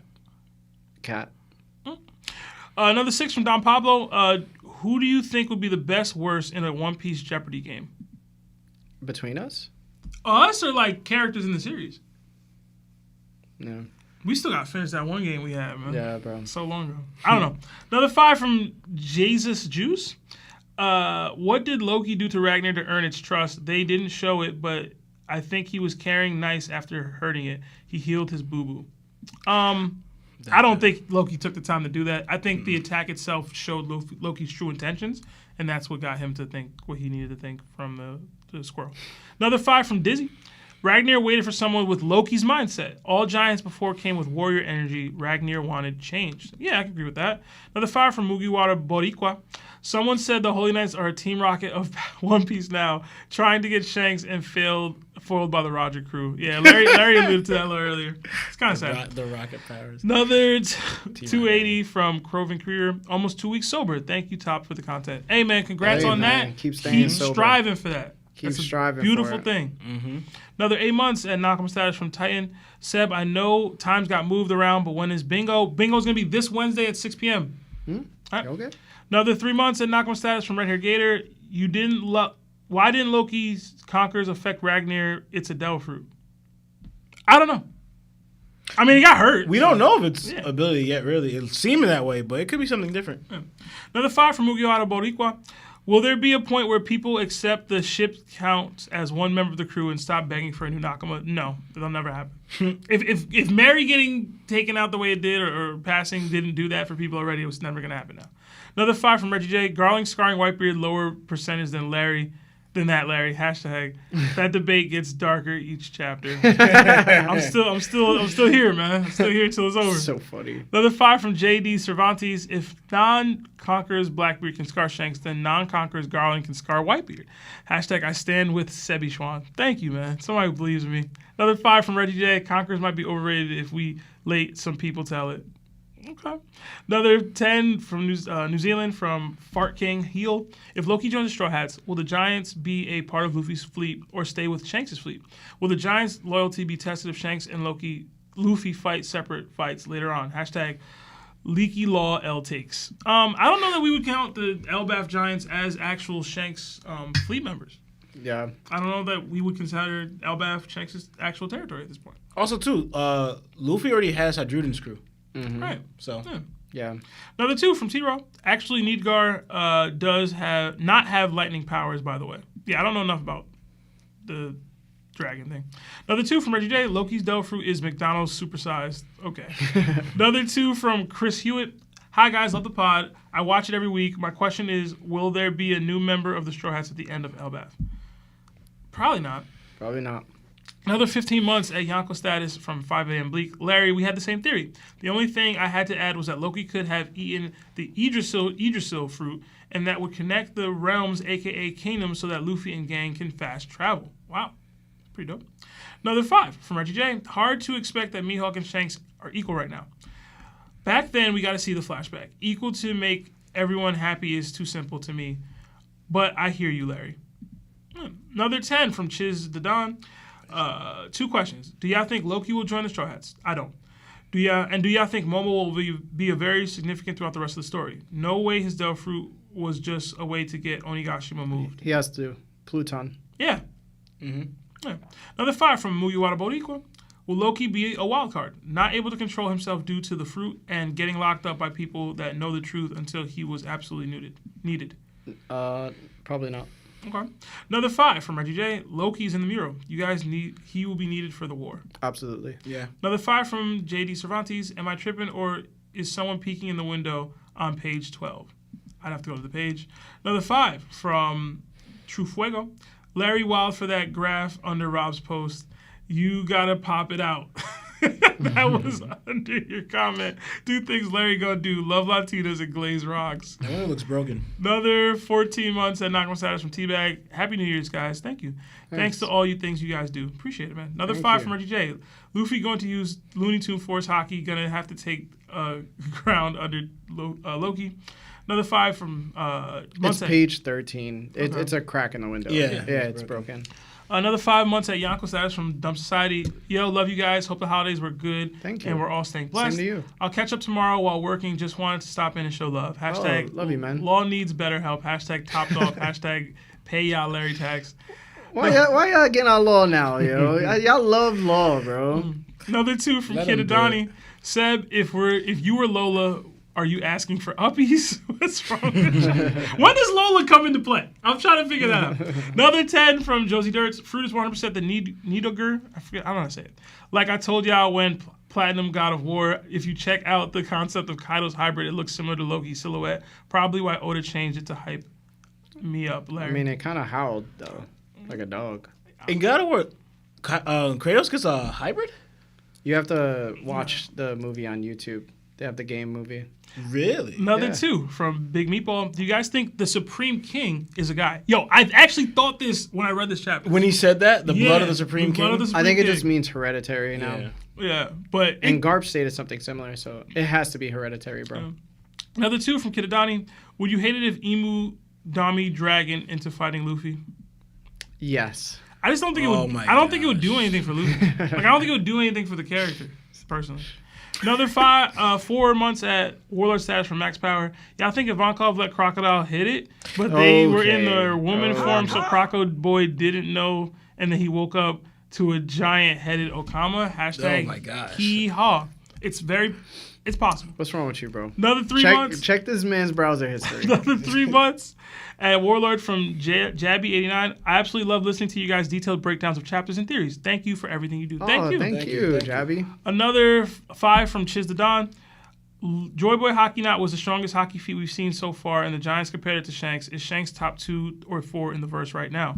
In the verse right now, sure. All time? I don't know about all that. Yeah. Another 20 gifted memberships from John D. Hey, Water. John D. Thank you, Water. Thank you thank so you. much for the 20. Yeah, and another 2 from Reggie J. Larry on your side, and another 2 from Reggie J. Asking because the takes I see is wild, bro.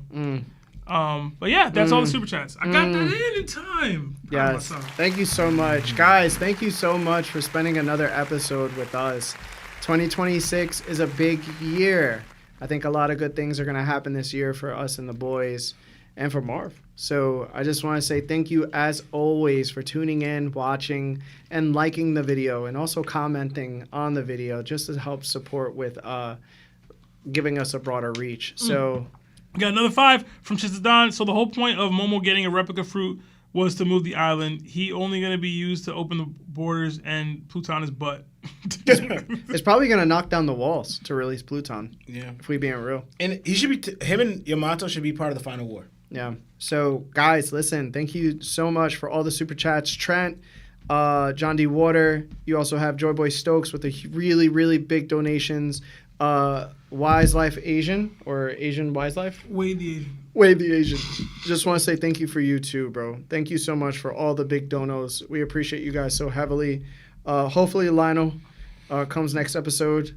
I hope so if he's feeling better. But we will see you next week on One Piece Break Week. And we're going to be able to talk about anything. So we don't have to talk about One Piece. We can talk about movies, TV shows, other animes, whatever. So we hope to see you guys next week. So my name is Larry. Law. Seb! And Lionel.